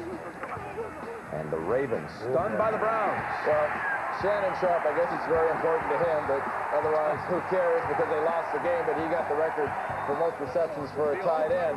But the highlight of the game, the Cleveland defense did it when they had to, and when they really needed a touchdown at the end, Jamel White gets this one here, and it gives them a 10-point lead in the win over Baltimore in a sweep. I saw some toughness there, Jerry, by the Titans today. Absolutely.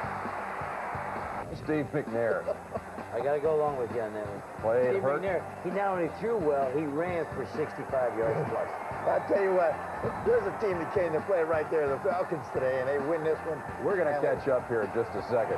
How about the 49ers in overtime? 4th overtime game of the year. And Cortez hits another one to win the game. J.J. Stokes, 2 touchdowns for the 49ers. Philadelphia and Dallas today, though, no contesto. Ryan Leaf threw an interception to Trotter at the end of the first half. That was in the second half.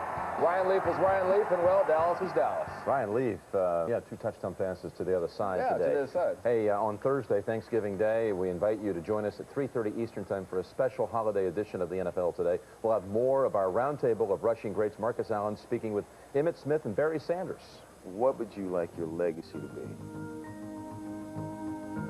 That I played with everything I had. I think I want to go down as being probably the ultimate team player. So we'll see you at 3:30 Eastern on Thanksgiving Day with my main men, Mike and Randy, my little buddy Jerry. That's followed by an interconference clash between the Broncos and the Cowboys. Great way to wrap up your holiday right here on CBS. CBS News is next. America Fights Back. Thanks for being with us. CBS Sports presents the Nextel Direct Connect Halftime Report. Nextel, get right through. This is an update. Presents the Nextel Direct Connect Halftime Report.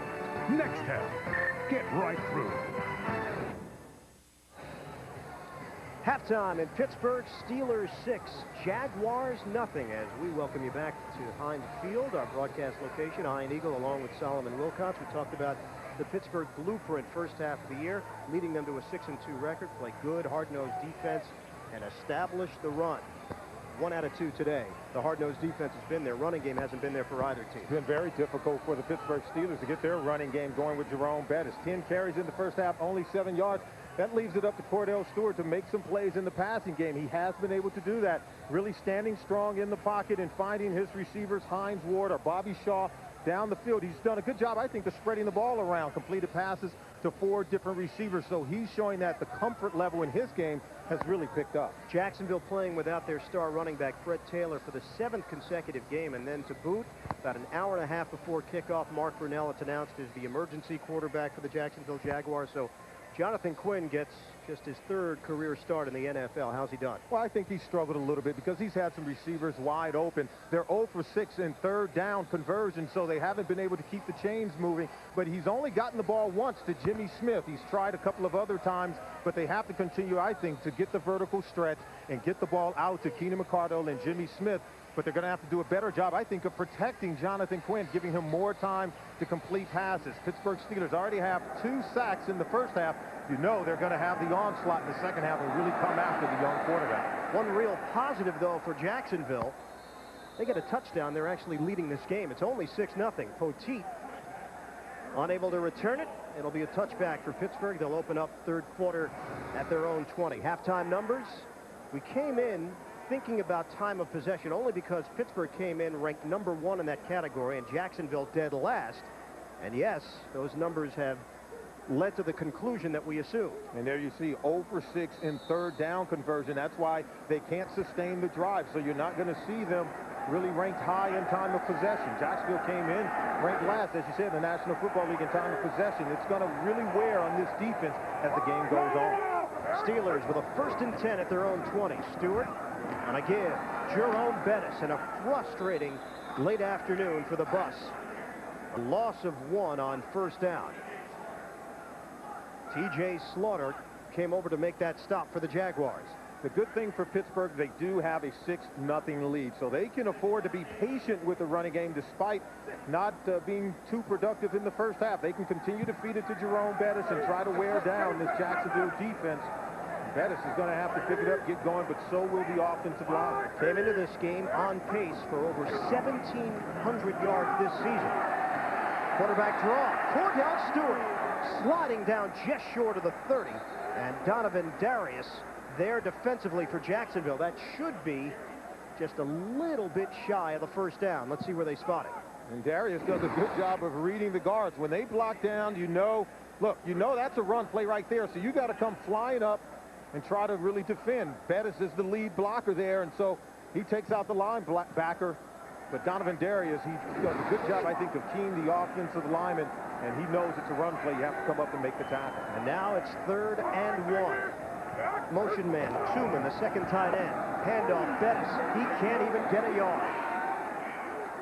Pittsburgh had a chance to keep this drive alive with 1 yard, but Gary Walker was able to make sure that Bettis didn't get to the marker. And Walker and Seth Payne have done a good job inside. You can see just coming right down. He's able to defeat the blocker, comes off the blocker, make the tackle on the other side of the line of scrimmage. They've done a good job in the first half and continue that job here in the third quarter.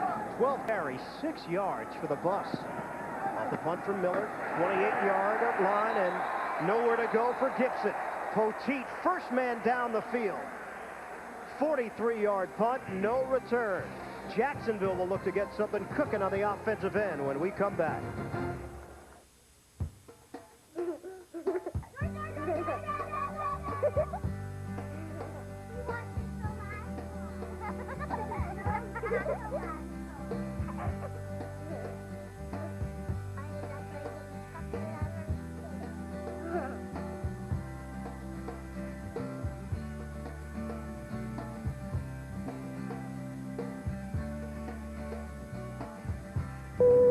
Now free to move about. In second quarter comparison in offense, Jacksonville did nothing in that second quarter. And Pittsburgh finally showed some signs of life on that long drive just before halftime. 1st and 10 from the 28. Quinn is sacked. Jonathan Quinn unable to break free from Kimo von Oelhoffen. We told you this Pittsburgh defense would come after the young quarterback in the second half. They had 7 sacks in the second half last week against Cleveland and Tim Couch. And here you see, this is Kimo von Oelhoffen coming right up the middle, getting the tackle. I'm very impressed with the 3 down linemen for the Pittsburgh Steelers. Kimo von Oelhoffen, Casey Hampton, and Aaron Smith, quite productive. They're the guys who allow those 4 linebackers to pursue and make plays all over the football field, but they're good players in their own right. First sack of the day for this Pittsburgh defense came in leading the NFL in that category. Stacey Mack, look at the black jersey swarming to the football. And that's a big black jersey. Casey Hampton, 6'1", 321 pounds. Holmes, Bell, among the other defenders and on the stop. And this is where the defensive coordinator for the Pittsburgh Steelers, Tim Lewis, will come out in the third quarter, and they said, we're going to just bring Kendrell Braille right in the gap, and he can run to the football and make plays when he gets into the backfield, and they just stuff the running game of the Jacksonville Jaguars. 10 running plays for the Jaguars. 6 have been for negative yardage. Shotgun for Quinn, stepping in for the injured Brunell. Throwing, and caught by Dawkins. Sean Dawkins quiets the crowd for the moment, and a first down for Jacksonville out to the 44-yard line. 26-yard pass play. Give credit to Jonathan Quinn for just getting this ball into very tight coverage. Mike Logan on Sean Dawkins, who really, I think, adjusts to the football very well. We saw him, I think, give up on a pass over the middle of the field earlier in the game. Here he goes up for the ball, and he just really fights Mike Logan for the football, make a very tough catch over the middle of the football field. First time they've converted on third down, now 1 of 7. First and 10. Quinn throwing again to midfield and McCardle. So Jacksonville was facing yet another 3 and out. They complete the long pass to Dawkins, then the quick throw for 7 yards, McCardle. It's just trips left. You know he's reading over to the left side, and they pull Joey Porter out of position and get Keenan McCardle in behind him, where they find just a nice little area to complete the pass. They're not able to run the ball effectively, so you can expect him to throw it a great deal here in the second half. On a 2nd and 3, nose of the football is in Pittsburgh territory, and a flag comes down. This play never gets off. Here's Ron Winter. False start. 74, offense. The 5-yard penalty. Remains second down. It's Maurice Williams, rookie out of Michigan. And when they drafted him in the 2nd round, that allowed Zach Weger to move to the right guard position and shuffle a bit on that offensive line. Numbers on Jonathan Quinn. 50% completion. That's what he had coming into the day. It's not bad, and he hasn't thrown any interceptions. He's going to have to do a better job of managing, I think, on third down and protecting the football. 4 receivers set. They'll go underneath the coverage. Flag comes flying down. Gibson had a tough time holding on to the football. But Jacksonville will retain it. We'll see what the penalty marker is. One appeared to jump on the right side of the offensive line, but Jonathan Quinn saying it's against the Pittsburgh Steelers. And so is Ron Winter. Offside. 92 defense. The 5-yard penalty. Remains second down. Jason Gilden had 3 sacks last week in that victory over Cleveland. AFC Defensive Player of the Week honors. Yeah, and Jason Gilden, he'll come right off the top of the screen. They catch him in the neutral zone as the ball is snapped. Call it 2nd and 3. Penalties, 5 of them whistled against the Steelers. On the handoff, and again, Pittsburgh ready defensively on the running play to Mack. Loss of 1. Casey Hampton involved in the stop. Yeah, right now, Jacksonville only has 6 yards rushing in the ball game. You see Jason Gilding just coming down hard, trying to close off that backside. But they do a good job on the front side of the defensive line for Pittsburgh, shutting down Stacey Mack in this Jaguars running game. On a 3rd and 4. Jacksonville's first possession of the second half, trailing 6-0. Shotgun for Quinn. Steps up and throws at the marker. Kyle Brady bounced around. And into Pittsburgh territory at the 41-yard line. Mike Logan will be given credit for a tackle. 10-yard gain on 3rd down. They'll move the chains. Kyle Brady is just a Brahma bull. He's so big you can't bring him down. I think he does a good job of shielding off the defender. This ball hits him right in the numbers, and he's able to just lumber forward to pick up the first down. Brady has not had the aid of that second tight end, Damon Jones, missing this game because of a shoulder injury. And Quinn throwing, fires, complete. Jonathan Quinn finding Jimmy Smith for a 21-yard gain. Chad Scott with the coverage down to the 20-yard line, and another first down for this Jacksonville offense. And they're just finding room over the middle of the defense. You see 27, Brent Alexander. He has to read the quarterback and break on the ball and be able to get a hit on the wide receivers. He's coming over the middle. The quarterback has pressure from the outside. You have to get protection and good coverage from the safeties on the inside of those routes. And Quinn is 4 of 4 on this drive. Mack in the backfield. Quinn to throw it. Near sideline, a little low for Brady. Incomplete. And that's a pass Jonathan Quinn wish he had back because Brady was open in the flat. Brady is playing a lot of fullback in this offense with Fred Taylor out. Of course, they've struggled to run the football, so they've been trying to use him to help protect the quarterback, and whenever he sneaks out as the checker, he's got to be able to catch the ball. But they've missed Fred Taylor and his ability so much because he does so many things. He can spread out the offense, and he can still run the ball against an 8-man front. Now a 2nd and 10. Steelers fans getting vocal. Quinn in the pocket. Loses the football. Trying to dive on it as a flag comes down. Steelers recover it. Kimo von Oelhoffen. Kendrell Bell got in the face of Jonathan Quinn. What's the call? Foul on the play. Recovered. Pittsburgh on the recovery. Jacksonville turns it over at the 32. You can see Kendrell Bell just goes right over the top of the lineman. His head coach, Bill Cowher, says he's the most natural linebacker he's ever seen, and that's because he makes plays like that. And the Steelers defense makes yet another play. They lead at 6-0. Wow. MP3 player, digital camera, DVD player. Very nice. Looks like somebody's kids are going to be very happy this holiday. Kids! I'll be right. We know how you feel, and that's why Circuit City has great gift ideas this holiday season. Circuit City, we're with you. Hey, my wife loves these things. All wives love things. Could you... Hey, Steve, throw me a Miller Lite. Throw me a Miller Lite. Toss to the remote. Hey, Peanuts. Oh.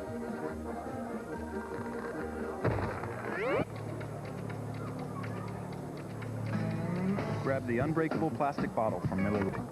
I'm such a klutz. I'm Dan. It's Miller time. I'm okay. Okay, Vegas, Austin, Tulsa, Vegas, honey, Yuma, and Austin. Straws, kid?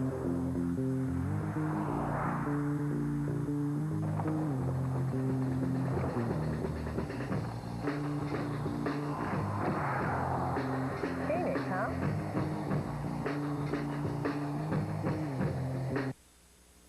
The NFL on CBS is sponsored by Southwest Airlines, proud sponsor of the NFL and official airline of Super Bowl 36. Circuit City, we know how you feel. That's why we're here. Circuit City, we're with you. And by Volkswagen. On the road of life, there are passengers and there are drivers. Want to get your entire meal on 2 slabs of bread? Go to Permanente Brothers here in Pittsburgh. What a sight, and what a sight defensively for the Steelers. The combination of Bell and von Oelhoffen as the Jaguars turn it over. Quinn coughs up the football. Handoff, Bettis. He has not gotten into a rhythm. And Tony Brackens caught him from behind to bring him down. The Steelers like to bring Kendrell Bell on a delayed blitz. Jacksonville knows it. The center, Jeff Smith, says, I know he's coming. I'm going to pick him up. But guess what? Oh, look at the hit by Kendrell Bell. The power, the speed, the athleticism. Coach says he has a 6-inch punch. And there you see it right there, the overhand right he delivered on the center, Jeff Smith. Sack number 6 on the season for the rookie out of Georgia. And the first fumble recovery of the year for von Oelhoffen. Now a 2nd and 9 after the 1-yard gain from Bettis. Here's Stewart. Happy feet and floats it upstairs and out of bounds. Flag down. Flag thrown at the 45-yard line. Cordell Stewart threw that out of reach to the far sideline.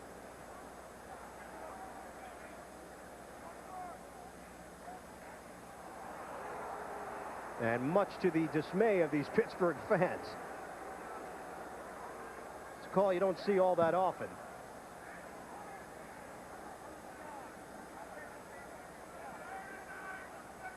Offensive pass interference down the sideline. This was not a catchable ball. And that's something they really have to I think, weigh in the decision. Maybe the flag came out a little too quick. Pass interference. Number 84 offense. A 10-yard penalty.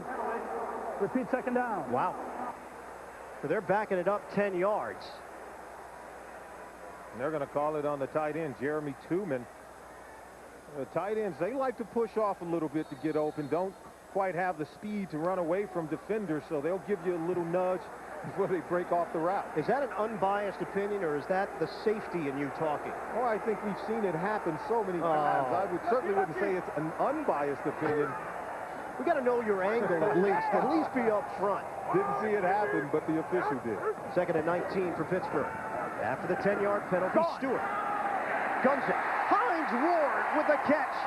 He was caught down low. Instead of turning it upfield, Fernando Bryant brought him down. But it's good for 25 yards across the middle. And Bryant's working in man-to-man coverage. Doesn't get any help from the safety because he has outside leverage. And you'll see he'll just run right away from Bryant. The safety doesn't come up to get the hit. Whenever you see a pass pattern going right into the middle of the field, the safeties have to come up and try to put some pressure on the receiver to help him stem the route more vertically. And then that allows the cornerback to be able to make a play. Good numbers for Ward, good numbers for Cordell. 15 of 23, 178 yards. Play action. Off the bootleg, Stewart rolling and throwing to Burris. Plexico Burris darts out of bounds at the 39-yard line. Another first down for Pittsburgh. Donovan Darius was there defensively. 13-yard hookup. Excellently designed play by the offensive coordinator because they'll roll out and they'll just bring Plexico Burris from the other side of the field. You'll see him coming in your screen, and he makes the catch as they create some room for him to come in, get wide open.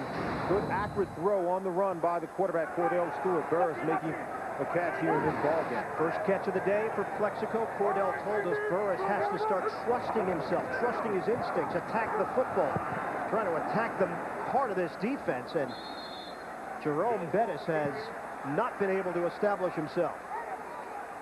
You would think that with many of the passes being completed by this Pittsburgh Steelers offense, it would help to create more running room for Bettis. So far, it hasn't happened, but they have to continue to be patient with the running game, continue to give the ball to Bettis, because hopefully for Pittsburgh, he can wear down this Jaguar defense and they can begin to get some momentum. But right now, Jacksonville has to make more plays in the secondary because they're doing an excellent job up front defending the run. 1-yard gain for Bettis.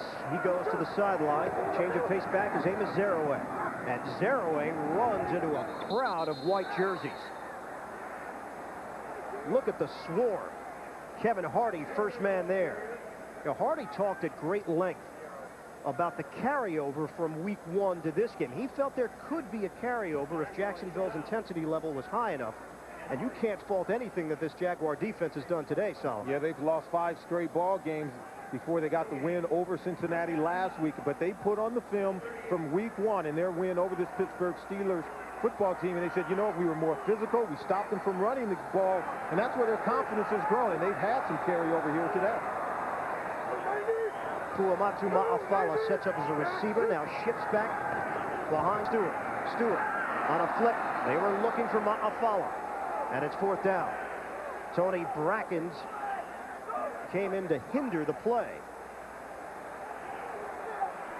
Jacksonville's executing so well on defense, putting pressure on the quarterback, and they're poised and they're smart. Number 97, Ronaldo Wynn, coming in on Cordell Stewart, but they're not allowing the plays to develop. Jacksonville doing an excellent job on defense. They've studied this Pittsburgh Steelers offense very well. Hardy Nickerson told me, he said, we match up well against this Pittsburgh Steelers offense because we're very physical and we're going to play smart. Instead of a 56-yard field goal try, they will punt it. Or will they? Whistle blows, flag down.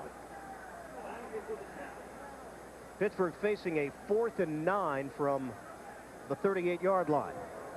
False start. 35 offense. A 5-yard penalty. Remains 4th down. And if anything, it gives Miller a little more room to work with as they try to pin Jacksonville inside their own 10. Miller's got a 55-yard punt today. Damon Gibson hoping for a chance, standing at his own 10-yard line. Here's Miller. High punt, fair catch, and Gibson at the 13. Pittsburgh clinging to that 6-0 lead. Jacksonville still very much in this game. Morning. How'd you sleep? Good. Oh, I slept great. Must be that fresh mountain air, you know? Nothing like it.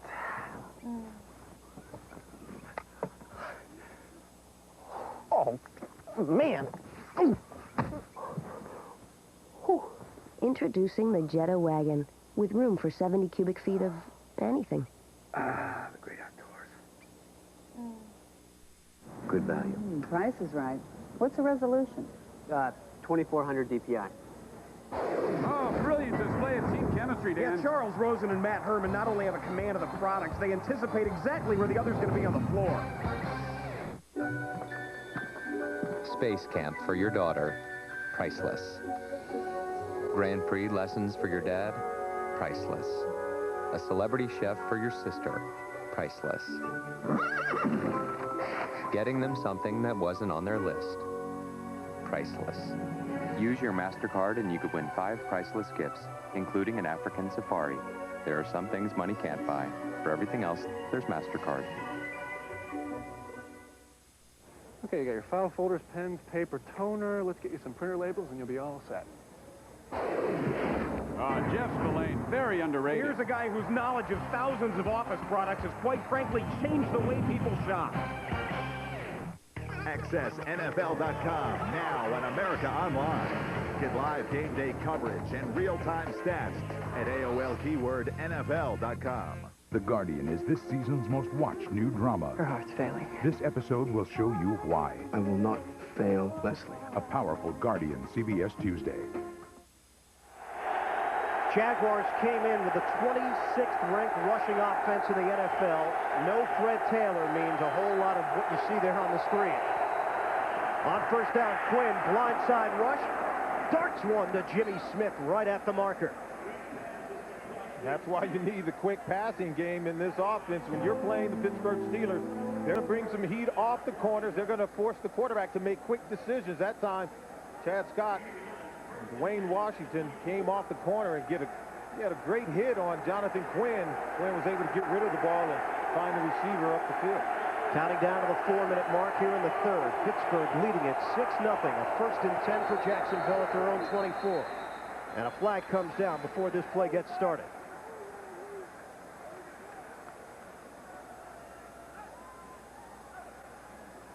Prior to the snap, false start, number 80, offense. 5-yard penalty, remains first down. It's Kyle Brady, the tight end. He lifted that arm, and it cost him. Well, Fred Taylor, he burned this Pittsburgh team last year with a career-high 234 yards on the ground. What does he mean to this Jacksonville offense? The numbers tell the story. You see, without Fred Taylor in the last 9 games, only averaging 85 yards rushing a game. This guy had 9 straight games, over 100 yards in there last year. What a hit. Kendrell Bell just rang Quinn's bell. Third Pittsburgh sack of the day, and all Brunell can do is watch from the sideline. Tim Lewis likes to bring Bell up the middle. This is something he's been effective at throughout the season. This is why he's going to win the AFC Rookie Defensive Player of the Year, because he makes big plays coming right up the middle, and they're able to put pressure. We told you they're going to come after the quarterback here in the second half. They've been able to get to Jonathan Quinn. 5 tackles today, 2nd sack for the rookie, and a 2nd and 22 out of the shotgun, 4 receivers. Play clock was winding down. Quinn scrambling. Quinn takes a crushing blow at the 15-yard line. Gilden there. Earl Holmes there. And it turns into a 3-yard gain for Quinn. It's that zone blitz nickel package to Shea Townsend, number 26. He comes in and he'll get loose. He gets coming off the corner. You see him coming right in under Joey Porter. That's what frustrates Jonathan Quinn. He has to get out of the pocket, but they're going to give you different looks, and they're going to come after the quarterback, and that's because the 2 cornerbacks on the outside, Chad Scott and Dwayne Washington, can hold up against the receivers for the Jaguars. On a 3rd and 19. Out of the gun. Pittsburgh trying to confuse Quinn. Steps up, throws, knocked away. McCardle, the intended receiver. Deshae Townsend was there defensively for the Steelers. And that time, Keenan McCardle was the hot receiver. He broke off his route because they're blitzing, but Deshae Townsend, he closes in. The ball has to come out sooner and has to lead McCardle to the outside. That time, the ball's thrown inside, giving Townsend room to come in, make a diving play defensively. And right now, this Pittsburgh Steelers defense hitting on all cylinders. Chris Hansen standing at his own goal line, and Poteet is waiting for the punt from the 46. High punt from Hansen. Poteet retreats all the way back to the 34. Returnable punt. Poteet shaking big move, and then hammered as he took it to the 44-yard line. It's a 10-yard return, a 51-yard punt. Kendrell Bell just part of the story. Pittsburgh leading it 6-0. Hey, looks like it's going to be a great race. Yeah, I guess. You're new around here, huh? Yeah. Well, good luck. It goes like this. My face, my ride. I'll take it through the top, cause I want it. You need it. This will not be tonight. When I take no time, and I'm never gonna stop. For the great taste that won't fill you up and never lets you down. Good race. Thanks. Make it a Bud Light.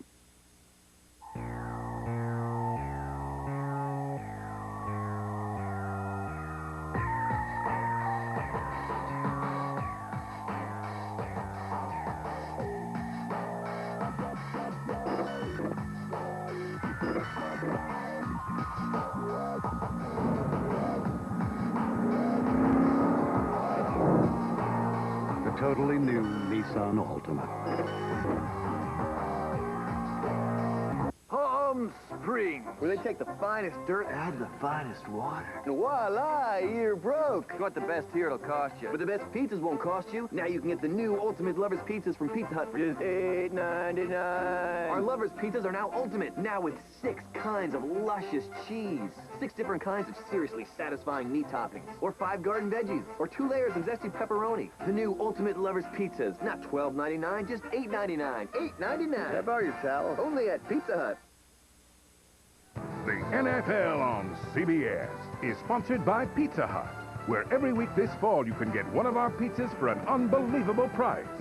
And by the Intel Pentium 4 processor, the center of your digital world. Iron Eagle, Solomon Wilcox, with you from Pittsburgh. That's actually a distant cousin of mine. Rather not get into the details. Part of the Eagle family. Right now, part of the Steeler family is all defense. 6-0.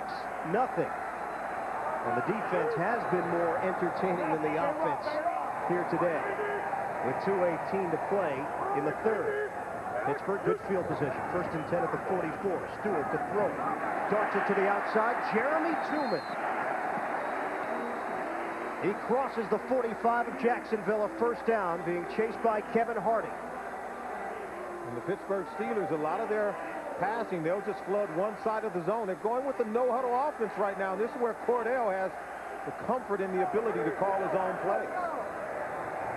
That's Poteet in the backfield. On first down.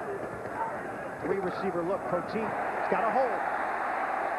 Should say Amos Zaraway up the middle. Excuse me. Donovan Darius makes the stop.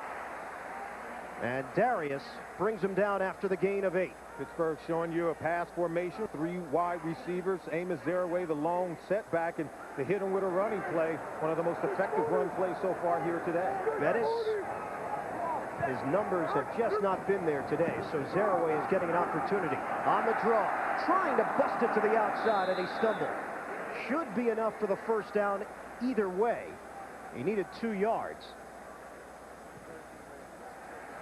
And it is. They'll move the chains. Bettis, 14 carries, 8 yards. Zaraway now has 4 carries for 12. This is a semi-hurry-up offense. Well, they're going to take their time and use a good tempo to get a good read on the defense, but they're still able to make their own plays. Cordell's very comfortable in this situation. Under a minute left now in the third. On a flip, Zaraway. Out across the 30-yard line. That's a 6-yard pass play. Tony Bracken's part of the Jacksonville defense to make that stop on Zeraway. You see Cordell using a lot of pump fake after the handoff, setting up for that Statue of Liberty play they've been doing and using so well throughout the football season. And they're forcing Jacksonville to make some decisions on the defensive end with this hurry-up offense. A little bit low for Bobby Shaw, incomplete. And the clock stops with 29 seconds to play in the third. Marlon McCree had coverage. Let's see if this pass is a little too low or does it hit him in the hands? Is he able to go down and get it? Ball does hit him in the hands. And of course, we'd like to be able to haul that in. That's a play Bobby Shaw should make. He's dropped some balls earlier in the season, but he's been very effective today, finding the soft spot in the zone and really pulling the ball in, keeping the chains moving. He's been the go-to guy for Cordell Stewart here today. Once again, play clock is winding down to 3 seconds left to get this play on. And they do. Stewart, pump fake, swarm coming defensively, set it up. Hines Ward, first down and more. Diving for the goal line, he's in. Touchdown, Steelers.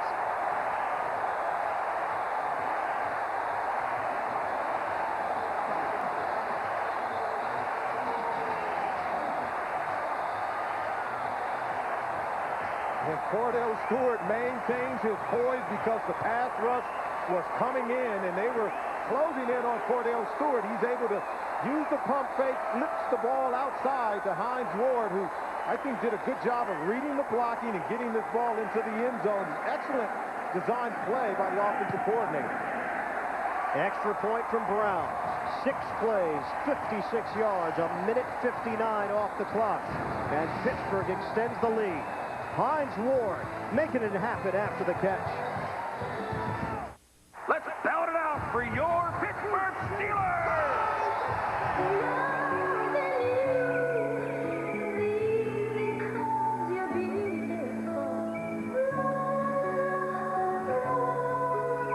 I don't care what stadium you work for, all right? If you want to write a check for who let the dogs out, I'm still going to need to see some ID. Next time, use the Visa check card instead of cash or checks. It'll get you in, out, and on with life.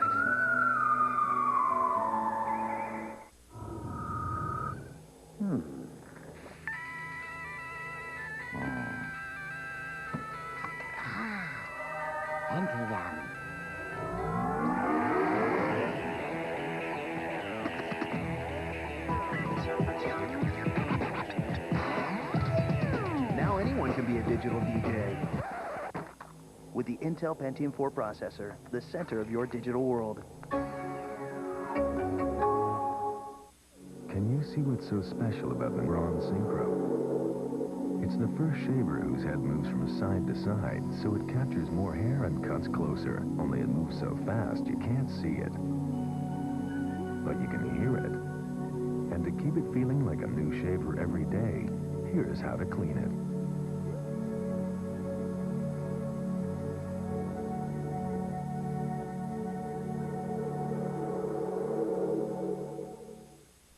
This Thanksgiving, what will the survivors be eating? The ultimate. Cornmeal and a cup of muddy water. That's something nasty. And one unlucky survivor will swallow their pride. Goodbye. Thanksgiving night. Be thankful you're not one of them. Frank, you want any more mush? All new Survivor, CBS Thursday. Hines Ward turned what appeared to be a modest gain into 7 points. 28-yard reception for Ward. Now the kickoff. On the return, Elvis Joseph. Joseph down the sideline. Joseph on a sprint out, trying to cut it back, and he does. Elvis Joseph is gone. Touchdown, Jacksonville. Wow. They have not scored a touchdown on special teams since December of 1999. Elvis Whitted had a return go back for a score. It has been a long drought for this Jacksonville special teams unit. They get the touchdown here today from Joseph. And we go most of 3 quarters without the ball going into the end zone. And now the last 2 plays, one by Hines Ward is a touchdown, and now Elvis Joseph. Tom Coughlin is very high on this kid because of his speed. There's one guy who touches him there. It's Shea Townsend. has to close in right there, but he's able to cut it back and take it into the end zone for Jacksonville. Big play. Mike Hollis adds the extra point. End of the third. 13-7, Pittsburgh. When I was in Dallas, I used to love to do my thing on Turkey Day.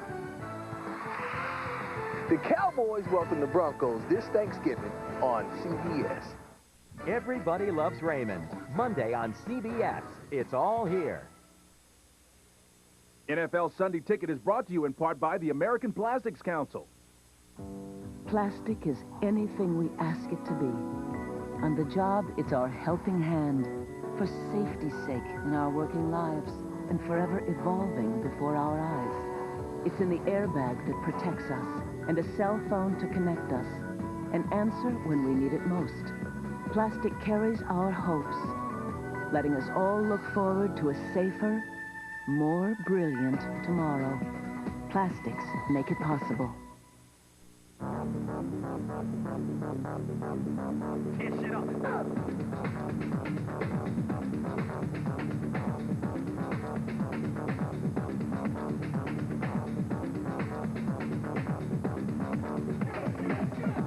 You don't have to be the freak to get your hands on authentic NFL gear by Reebok.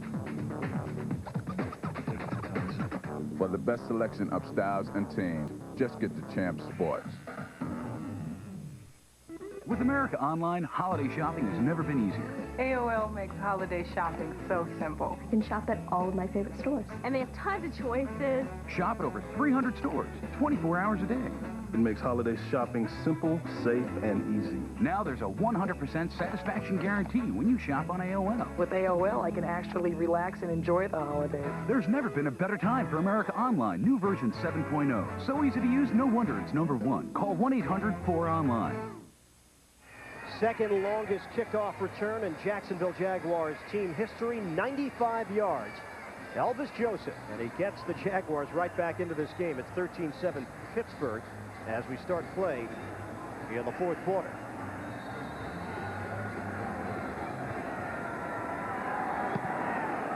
Tarl on the kickoff.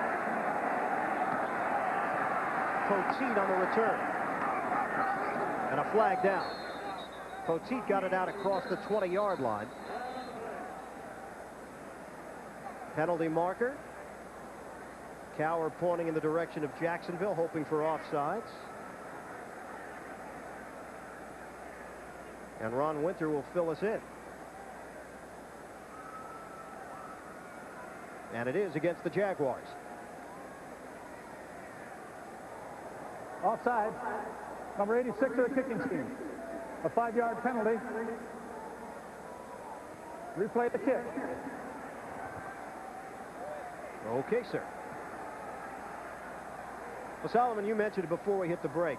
We have had little action to speak of from an offensive standpoint, special team standpoint, and then bang, bang. Big plays on offense by the Pittsburgh Steelers and Hines Ward, and then the special teams play by Jacksonville. And you know what? We talked to Tom Coughlin. We talked to him about the lack of balance in his offense. He said, hey, we'll take it however we can get it. And he's really been after the special teams to make big plays to help out his offense, who's really struggled to move the football and put the ball in the end zone. Tom Coughlin was happy with his special teams. Now he's very upset because they were offside on the kickoff. Kickoff specialist Jim Tarl will get another opportunity here. And Poteet and Edwards are standing at their own 10. Tarl on the approach. 13-7. Pittsburgh leads it as we start play here in the fourth. Edwards on the return. Edwards looking for a hole. And down at the 28-yard line. James Boyd touched him up on special teams. Well, the Pittsburgh touchdown, we want to take you back to that first. Facing a third down. It's a well-designed screenplay. Both receivers will run off the defenders. Here's Hines Ward in the backfield. He'll check off. Just a screenplay to Hines Ward. But it's excellent, well-designed. You'll see Troy Edwards. He'll come back and watch the block right there to free up Hines Ward. The rest is just the effort of what we call a great football player, Hines Ward, because he really gives a great effort to get the ball into the end zone. First play from scrimmage here in the fourth quarter. Ian Eagle, Solomon Wilcox with you from Heinz Field. Jerome Bettis to the outside. And Bettis driven down after a gain of 2.5. Again, Bettis just has not had the room to work with today, and his numbers are suffering because of it. You have to wonder how much Bettis is missing his starting fullback, John Whitman, who's out of today's game with an injury. Dan Kreider is starting. And on that play there, Kreider didn't seem to be able to pick up the guy he's supposed to block, but Jerome Bettis, 17 of 15 rushing attempts, no gains. Jacksonville doing a good job defensively against the run game. Punt fake. Now Cordell wants to run it. Accelerates across the 40.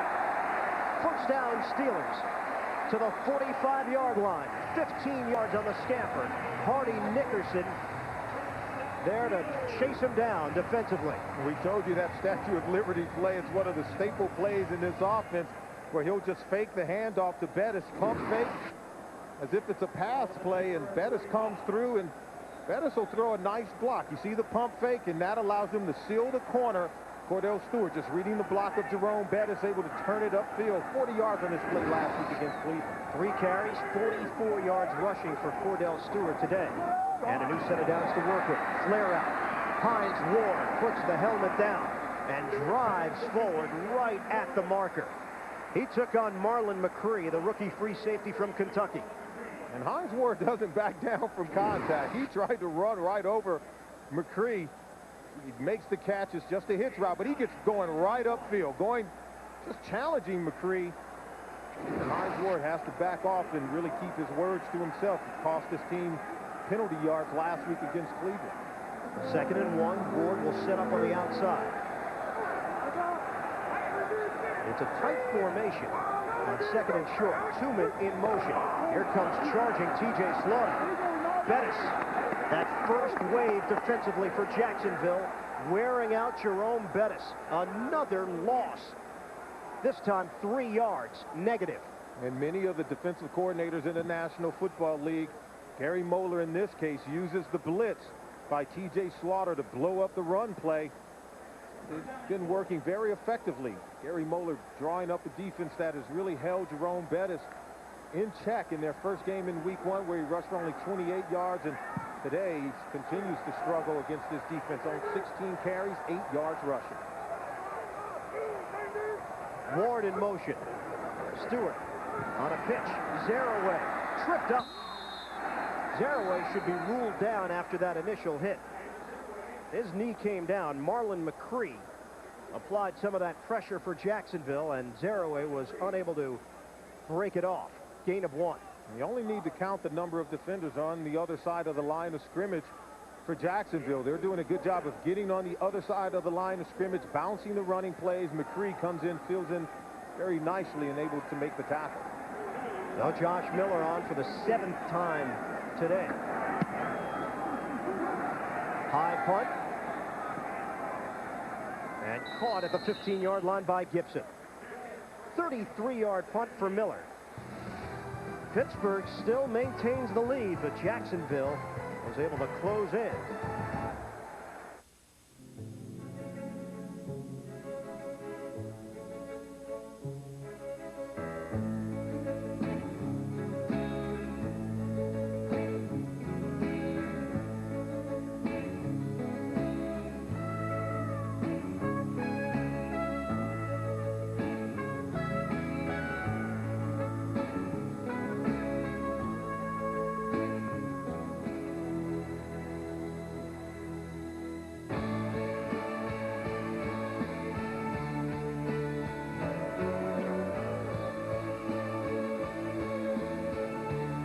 When you put passion into everything you build, it's hard to just let go.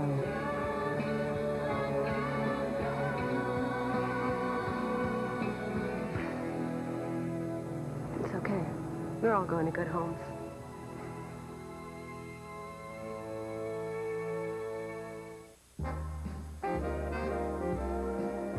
You're nobody till somebody loves you.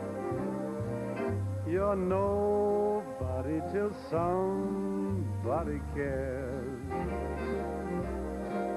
You may be king, you may possess Yes, the world and its gold, but gold won't bring you happiness. Who watches the Border Patrol while the Border Patrol is watching the border? Whoever it is not doing a very good job of it. 60 Minutes, tonight.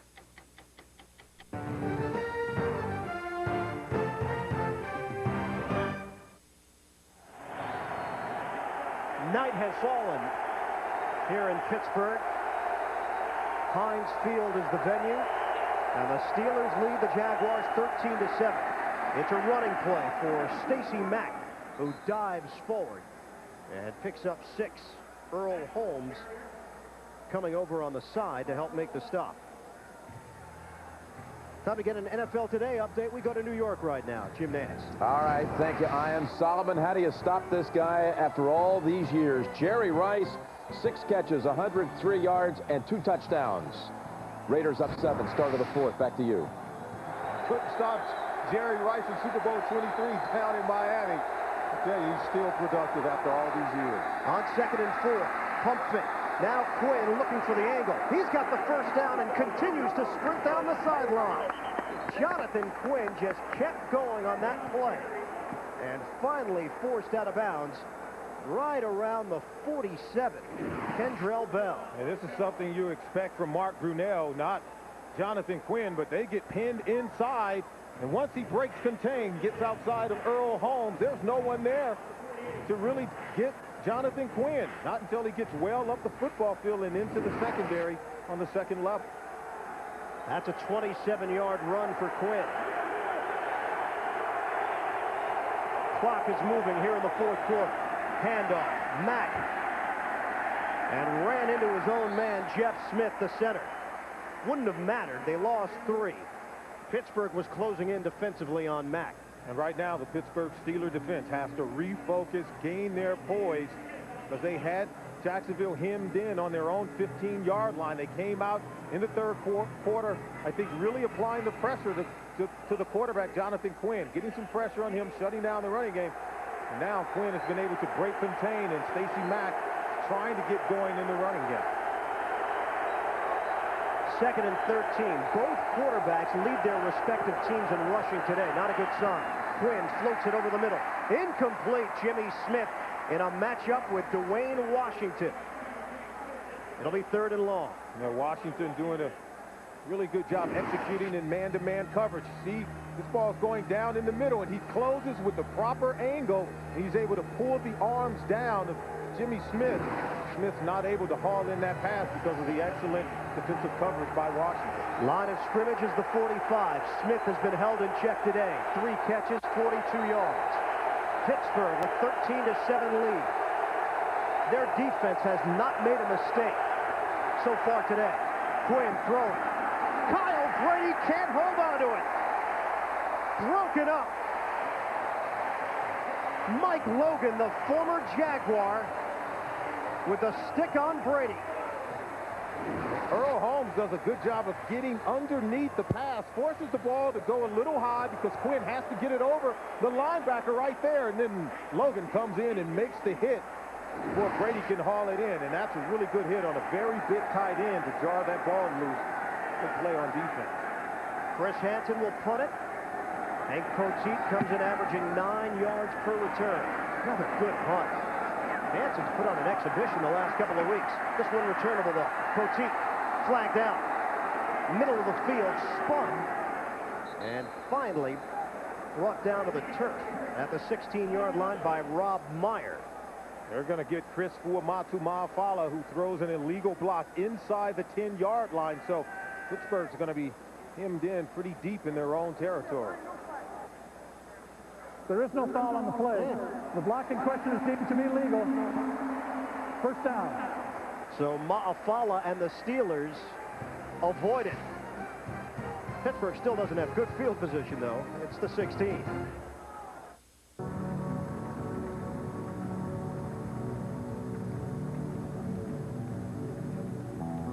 I don't have to lift weights. I don't have to rebuild my swing. I don't have to practice at night. Unless I want to beat Tiger Woods.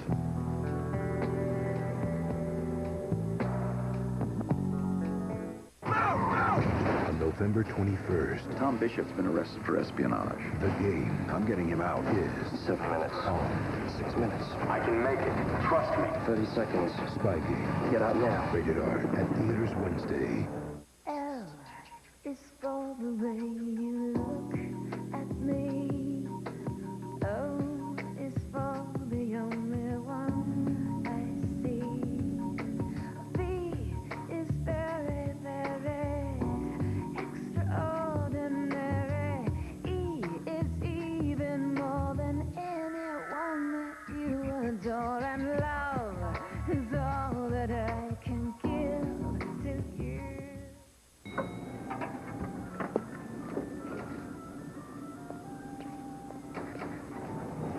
Are you neglecting your retirement plan? Sun America can help.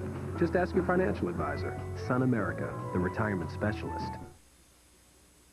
The NFL on CBS is sponsored by Sprint PCS, the clear alternative to cellular.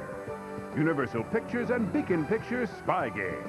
Robert Redford, Brad Pitt, Spy Game in theaters soon. And by Chrysler, drive equals love. Got a good crowd here at Heinz Field. What a passionate football town this is. And the Steelers lead Jacksonville 13-7 with 9:21 to go in the fourth. Pittsburgh football on 1st and 10 at their own 16. Stewart will throw it. And a short route to Tuman. Jaguars claim it was incomplete. Officials now rule that indeed it was. Tom Coughlin during that timeout was steamed at the officiating crew for what he felt was an illegal block. Well, it was a good call initially by the officials. You'll see Chris Fuamatu-Mafala. He hits a player right in the back. You can't do that. That's, by rule, it's an illegal block. And you see the flag come out, but then they take the flag back and allow Pittsburgh to get excellent, not really excellent field position, but that ball should have been marked inside the 10-yard line with the penalty. Gave him a little bit of breathing room at the very least. And now a 2nd and 10 at the 16. Deep drop, Cordell throwing into coverage and caught by Ward. Hines Ward just wanted it more. Down at the 35-yard line, 21-yard pass play. Kevin Harding with a tackle. And he is strictly heart and desire because this ball is up for grabs and thought for a minute it would be intercepted. But watch how he goes and fights the defensive back for the football. You can see he takes it away from Fernando Bryant, able to catch the ball in traffic. They can't even get him on the ground. Still continuing to make yards after the catch, and that's just by sheer will, heart, and determination. Hines Ward, his 9th catch of the day, and the first time he's gone over 100 yards receiving in his NFL career. There is an injury on the field, though, and it is Jacksonville. Fernando Bryant, who was involved in that play with Ward. Line of scrimmage will be the 36. And it will be a new set of downs for Pittsburgh when we come back. Right now they are tending to Fernando Bryant. It's Applebee's Honey of a Deal. Honey barbecue riblets, honey grilled chicken, or honey pepper steak. Sweet. Only at Applebee's. Oh, yeah.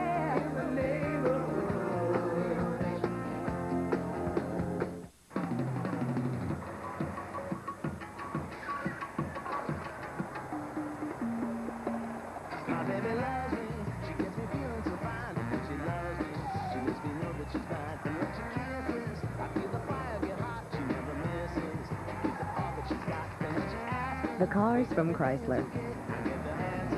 So distinct. They have an attraction all their own. Hi, Tom Bodette. When did you see the light? Oh, going over to Phoenix. We wanted to rest up for the game, and suddenly it was so clear. Motel 6. I think it's great. Well, you gotta call them like you see them. Call us and see the light for yourself. It orders pizza. It has an FM stereo so you can listen to music while waiting for pizza. It two-ways friends to come over for pizza. It has voice-activated dialing so you can order more pizza. Pizza. Without putting down your pizza. Get a free clip-on speaker when you buy and activate the Motorola V.120 digital phone, now at Verizon Wireless. Professor Max Bickford knows history. Now an old flame is bringing his own past back to life. Max, open the door! An all-new Max Bickford. Then, in a time of war, he never expected to find his true love. You must call. Critics call it charming and irresistible. Hallmark Hall of Fame's In Love and War, CBS tonight. Fernando Bryant was able to walk off the field on his own power, but he wants to get back out there, apparently. He's going to the sideline. Ward putting up big numbers. Also injury update for Pittsburgh. Mark Bruner, left shoulder sprain. But Jeremy Tooman has stepped in at tight end for the Steelers. On first down, Bettis. Nothing. Forward progress, a gain of 1 if they give it to him. Clock is moving, though, with 8:32 remaining. He got devoured by Ronaldo Wynn and then finished off by Nickerson. That's right, and even Gary Walker gets penetration to make Jerome Bettis bounce. And you can see the times he's gone under 10 yards in a single game. Hasn't happened often. Jacksonville's getting it done here today. 9 yards rushing against this defense today. We mentioned last time he went over 100 against Jacksonville. Have to go back to 1998. He was held to 28 yards in the season opener. Movement from Brackets. Handoff. Bettis. Out across the 40 and a flag down. 5-yard gain for Bettis. Question becomes, did Brackens move on his own or was he drawn off sides?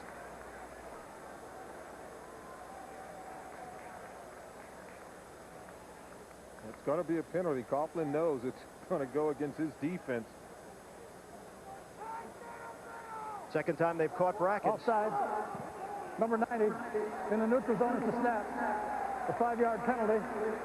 Repeat second down. And this is just a matter of concentration. You know where you have to go. Just wait and watch the ball. There's no reason for jumping. Brackens is a veteran player in the National Football League. He knows better. It only hurts your football team because you guys are doing such a good job against the Pittsburgh Steelers in their running game, and no need for that. You can see it's their 6th penalty of the day. And a 2nd and 4 now for Pittsburgh. Stewart on the handoff. Bettis trying to lower that shoulder. And he loses one on the play. Let's go to New York right now. Jim Nantz with an NFL Today update. All right, back and forth they go out at Oakland. We had a kick return, by the way, in this game earlier as well. Ronnie Jenkins for the Chargers. But this is LaDainian Tomlinson of San Diego, the rookie's 9th touchdown of the year, ties it at 24. We have 7:55 remaining in the game. Let's go back now to Ian and Solomon. Now for San Diego, the way that division is going, the competitiveness, that's a win they need with Seattle getting a victory earlier today. And it's not going to be a cakewalk for the Raiders, who has to shore up that run defense. Last week, Sean Alexander feasted for 266 yards running the ball. Play clock winding down on a 3rd and 5. Stewart, pocket is collapsing. Low throw, incomplete. Troy Edwards the target. And Jacksonville has done the job defensively to give the football back to the offense with 6:49 to go in the 4th. Jacksonville still in this game. They've struggled late in the games in their 2 previous losses to the Ravens and to Tennessee, but so far they've picked it up here defensively. Miller the punt. He got all of that one. Sending Gibson back to the 4. Gibson, does he have the speed to get to the outside? Fumble! Out of bounds. Myron Bell. Oh. I think if you just have that name on the back of your jersey, you're going to give out a jarring hit. That's right here for these Pittsburgh Steelers. That gets the ball back into play where it goes out of bounds at the 17-yard line. Woo! Timeout, 6:35 to go in the 4th.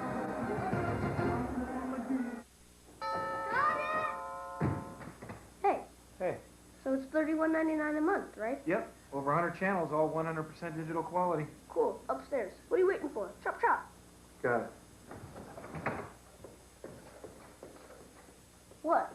You think I wash cars for free? Just $31.99 a month gets you over 100 channels of DirecTV programming. Right now with free professional installation. Okay, sir, you're all signed up. Look at This workmanship could make a lot of lira selling these in New York. Yeah, look at these prices. These guys don't know what they got. They're clueless. Try asking the old guy if he can handle a production of 10,000 of these. No problem, senora. What's it say? They have 2 million units warehoused in New Jersey. New Jersey? New Jersey. New Jersey. The right infrastructure can take your business anywhere, even New Jersey. Bye-bye. When you're ready for a cold one, it's gotta be a cold Coors Light. When you're ready for a cold one, it's gotta be a cold Coors Light. When you're ready for a cold one, a Rocky Mountain cold one. There's cold, and then there's Coors Light. Frost brewed for that Rocky Mountain cold taste. When you're ready for a cold one, it's gotta be a cold Coors Light. The NFL on CBS is sponsored by IBM, taking e-business and your business to the next level.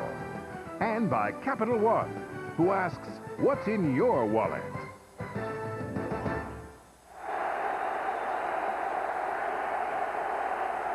Getting loud here at Heinz Field. 6:35 to go in the fourth. Pittsburgh 13, Jacksonville 7. Jaguars at 3-5 have to get a win to stay in the hunt in the AFC Central, a competitive division. Jonathan Quinn relaying the play. Quinn steps up, flare out for Mack. Stacey Mack breaking a tackle, and Mack finally upended as he crosses the 30-yard line. That's a 19-yard gain. Brent Alexander took him on defensively. Jonathan Quinn showing excellent poise, changing the play at the line of scrimmage. They'll just hit Mack out in the flat, and Mack makes players miss. You see Gilden, he cuts back inside. That's Earl Holmes diving inside. He misses, and he's able to ram right into both safeties, Alexander and Flowers, to pick up a huge chunks of yards for the Jacksonville offense. Even 6 minutes left. Play action. Rush coming on a flip, and Brady can't haul it in. It'll be 2nd and 10 coming up. NFL.com, our poll question, we have one every week. Which 2001 original backup running back has the most superstar NFL potential? Trunk candidate, Troy Hambrick, Sean Alexander, Maurice Smith, Stacey Mack. You can get on NFL.com and vote, or you can check it out on American Online. Keyword, NFL.com. Sean Alexander. It's going to be a landslide. That's right. They want to influence the vote, but it has to be an easy call. I think it just did. We're not even in the state of Florida. On 2nd and 10. Here's Jimmy Smith accelerating. And Smith across midfield. Brought down at the 47-yard line by Alexander. That's 21 yards. Quinn to Smith. And right now, this Jacksonville offense using just much greater tempo. They run off the middle of the field, making room for Jimmy Smith, who runs underneath. Nice timing route, but he's able to make some yards after the catch. It's the tempo of this offense right now. They're in attack mode, going after the middle of this Pittsburgh Steelers defense with the passing game because they're getting time for the quarterback, Jonathan Quinn. We have not seen this Pittsburgh defense tested all that often today. Jacksonville's trying to do that. High throw. McConnell hauls it in. And Jacksonville is picking up yardage at will. Another first down for the Jaguars. They'll move the chains as McConnell is brought down to the 26 by Alexander. And notice they're spreading the ball around. Stacey Mack on the first pass play, then Jimmy Smith, and now Keenan McCardle working against Deshae Townsend. And we told you that these receivers are going to have big game here today in order for this Jacksonville football team to win. You can see on this drive, 3 for 4 for Jonathan Quinn. He's operating the offense. Jacksonville on the move. Inside handoff. Stacey Mack diving forward. And Mack picks up 9 yards, maybe 10, depending upon where they spot the football. All of a sudden, this Jacksonville offense has come alive. For the second straight play, we've seen Pittsburgh defense missing tackles in the interior at the point of attack. Mack doing a good job. Many of the players breaking tackles and advancing the ball up the field. You can see Jacksonville, 19 possessions, have to get the ball in the end zone. 2nd and short. They are inside the 20. Ball knocked away. Loose football. Pittsburgh felt they had it initially. They do. Number 98, Casey Hampton, falling on the ball, the rookie nose tackle. And that's the danger of trying to pass the ball in obvious passing situations if they're not able to run it. Because you know this Pittsburgh Steelers defense is going to come after your quarterback. They came in with a league-high 34 sacks. It's the defense that makes the big plays for this football team when they need it most. They come off the blind side, right off the top. You see Joey Porter coming right in. He doesn't even see him. Jonathan Quinn has to have a better mental clock to win, to get rid of the ball. Greater pocket presence. Casey Hampton at the bottom of the pile finds a football laying right next to him, and he hauls it in. Hey, Solomon, we have seen two trends come to fruition here. Pittsburgh making plays defensively late. Jacksonville unable to get it done offensively in the fourth quarter. On a pitch, Jerome Bettis bouncing off a tackler, and Bettis is off to the races. He's been quiet all day. Here comes the bus across the 40. These fans are in a frenzy.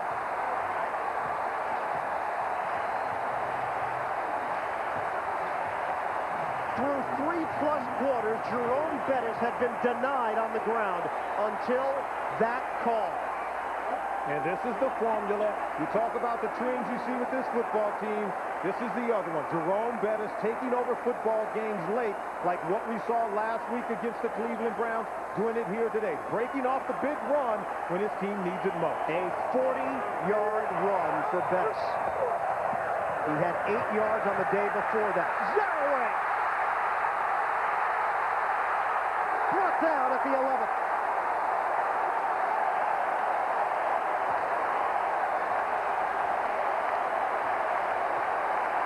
Jeff Hardings with a key block for this Pittsburgh offensive line. And this offensive line now is beginning to dominate up front. We talked to you about time of possession and how all those things help the Pittsburgh Steelers offense to wear down defenses late in the game. Alan Faneca pulling, Jeff Harding sealing inside, and Zaraway trusting his offensive lineman to make the blocks. And this is one of the best offensive lines in the National Football League by far. Cordell tells the crowd to simmer down. Movement, flags. Right up the middle.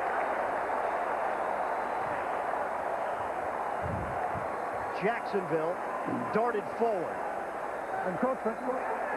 Number 96 defense. Gary Walker. Come on, 5 yards. He makes first down. This is Bettis running off the right side behind Rich Tilsky and Marvell Smith. And watch when he gets out front. Look at the center. Jeff Harding's trying to keep up. But Bettis just good feet. He cuts back for a big back, and he's still rumbling for big chunks of yards. He gets going in the second half. Last week at halftime, only had 69 yards rushing. Finished the game with 163 total.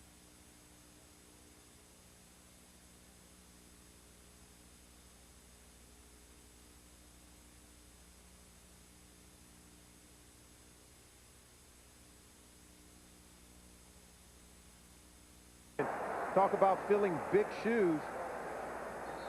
You talk about Harding's filling some big shoes. He's the third Steelers center in 28 years following the Hall of Fame center, Mike Webster and Dermontti Dawson. Many believe he'll be in the Hall of Fame. I certainly believe it, but Jeff Harding's made the move from guard to center, something he talked about when he was with the Detroit Lions. They had talked to him about moving over to the center position. He comes over to Pittsburgh, and Bill Cowher says he's been the stabilizer for this offensive football team and their offensive line because he really has solidified what I think is the best offensive line in the National Football League. Rich Tilsky was shaken up on the play. We want to apologize for any audio difficulties that you've been experiencing in this Pittsburgh-Jacksonville matchup. Steelers lead it 13-7. 2:06 to go in the fourth, and Tilsky will be helped off. Just to finish off on Hardings, he felt that coming here was a good fit. He thought he was going to stay with Detroit. They had talked about shifting him over to center. Keep in mind, Hardings had played the guard position throughout his 6-year career leading into his 7th year. Everybody has called him smart, intelligent. All the things you look for in a center, and also physical. Timeout called by Jacksonville. And he's an excellent athlete. He's very athletic. He can pull. Not something you see from a lot of centers, but he makes all the calls and checks on that offensive line. When he's uncovered, he has to be able to call out the blocking assignments. It's something he's gotten it done.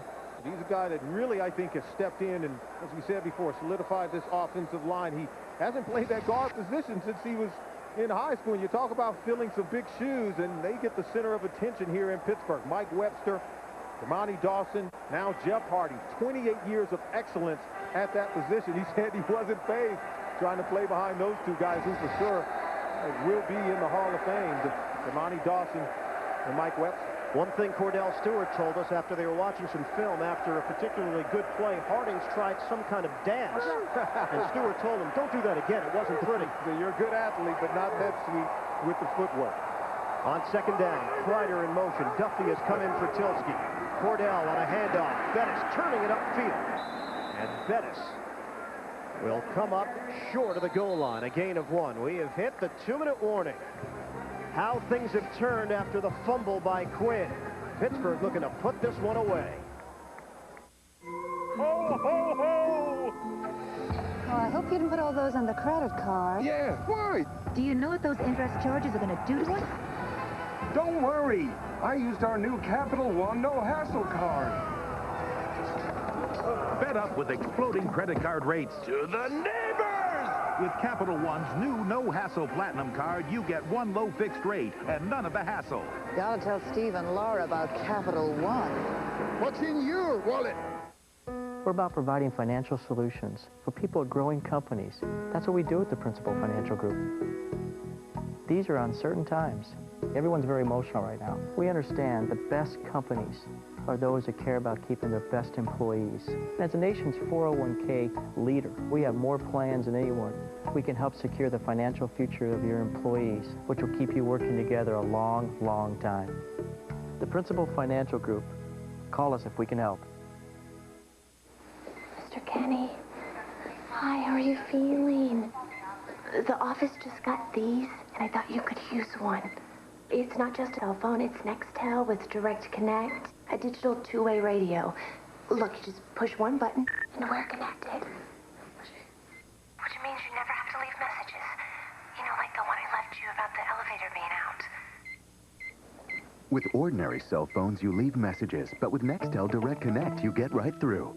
Garth Brooks performs live from the aircraft carrier the USS Enterprise. Garth Brooks, Coast to Coast Live. All new concert event, CBS Wednesday. A deadly casino heist. If you think you can solve this one, we're out of suspects. All dead. Don't bet on it. It's 2 hours of CSI. CBS Thursday. Coming up tonight, 60 Minutes, followed by the education of Max Bickford, a new episode.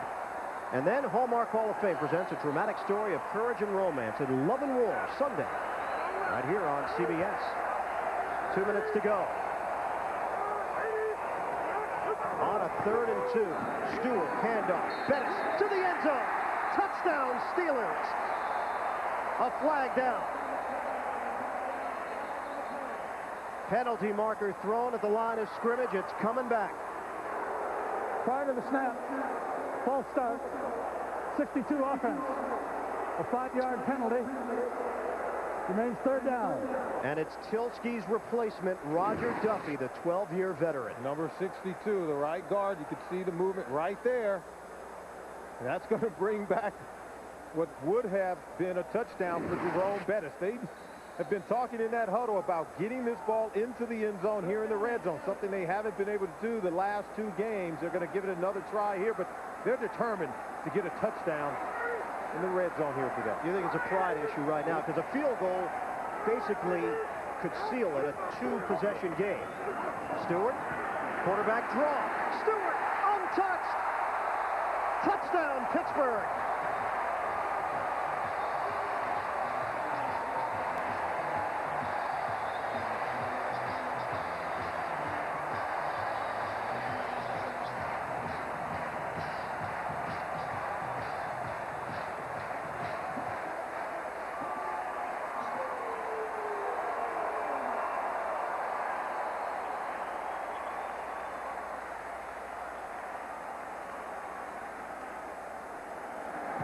Extra point from Chris Brown. Cordell Stewart does it himself. You think it's not a pride issue, it's just a quarterback draw right up the middle behind the center, Jeff Hardings and Roger Duffy, the right guard, and they open it up, and Cordell Stewart walks in for the touchdown. They haven't been in the end zone in their last 2 ball games, and for 3 quarters here today, how sweet it is to get the ball into the end zone. They don't have to hear the reporters ask them what's the problem in the red zone. They put it to rest here today.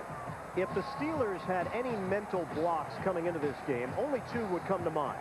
Losing to Jacksonville, season opener, and then coughing up what could have been a huge win over Baltimore.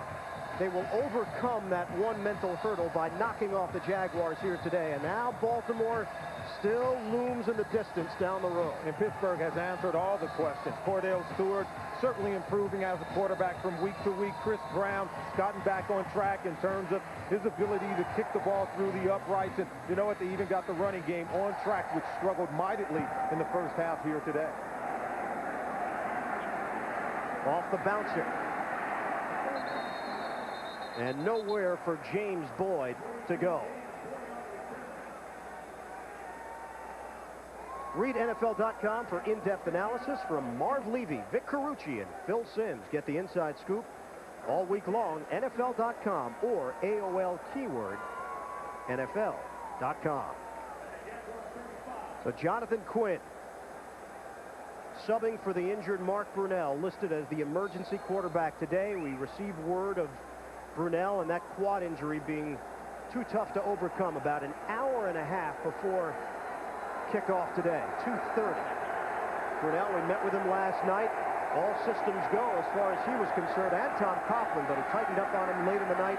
They worked on him last night, worked on him this morning, and Brunell unable to go for this Jacksonville team today. On the pass from Quinn to McCardle, 4 yards. Jacksonville working no huddle here. Time's running out, and they trail 20-7. Jacksonville was moving the ball down the field, and Quinn coughed it up. Throws to the sideline and a flag down. It was Joey Porter who jarred it loose and Casey Hampton who recovered it. Big-time players make big-time plays in big-time games, and Joey Porter collecting his 8th sack of the season. Came in off the blind side. Jonathan Quinn never saw him coming. Holding. 26 defense. A 5-yard penalty and a first down. But it was the decisive play made in the football game by Joey Porter and this Pittsburgh Steelers defense to get the ball back for the offense. And boy, does Jerome Bettis answers with a big run to start off the drive and allow Pittsburgh to put another touchdown on the board. Out of the shotgun, Quinn puts it up for grabs, incomplete. In the direction of Sean Dawkins. What does this mean for Jacksonville? Now dropping to 3-6. They are home for Baltimore a week from today. And Brunell still not 100%. It's no guarantee that he'll be ready to go next week. He had 1 play of practice this week. Fred Taylor, they are waiting for Taylor to come back into this lineup and change the way this offense operates. That's right. When you're missing Fred Taylor, Tony Baselli, the left tackle for this football team, and now you're starting quarterback Mark Brunell, very difficult to win football games. Over the middle, the connection made with Jimmy Smith. Good for 5 yards to the 49. And Quinn again rushing to the line of scrimmage with 1:05 and counting left in the 4th. Third down 5. 3rd and 5. On a flare. Look at the speed and acceleration of Elvis Joseph. We saw it earlier on display on that kickoff return as he took it back the distance. Earl Holmes with the stop. And Tom Coughlin really likes Elvis Joseph. He's been a guy that's really made some plays for this football team on 3rd down in the absence of Fred Taylor. So while you miss one big player, you allow other players to get better. Here's another sack for Pittsburgh today, another fumble and fumble recovery. Jason Gilden the hit, Von Olhoff in the recovery. Say goodnight.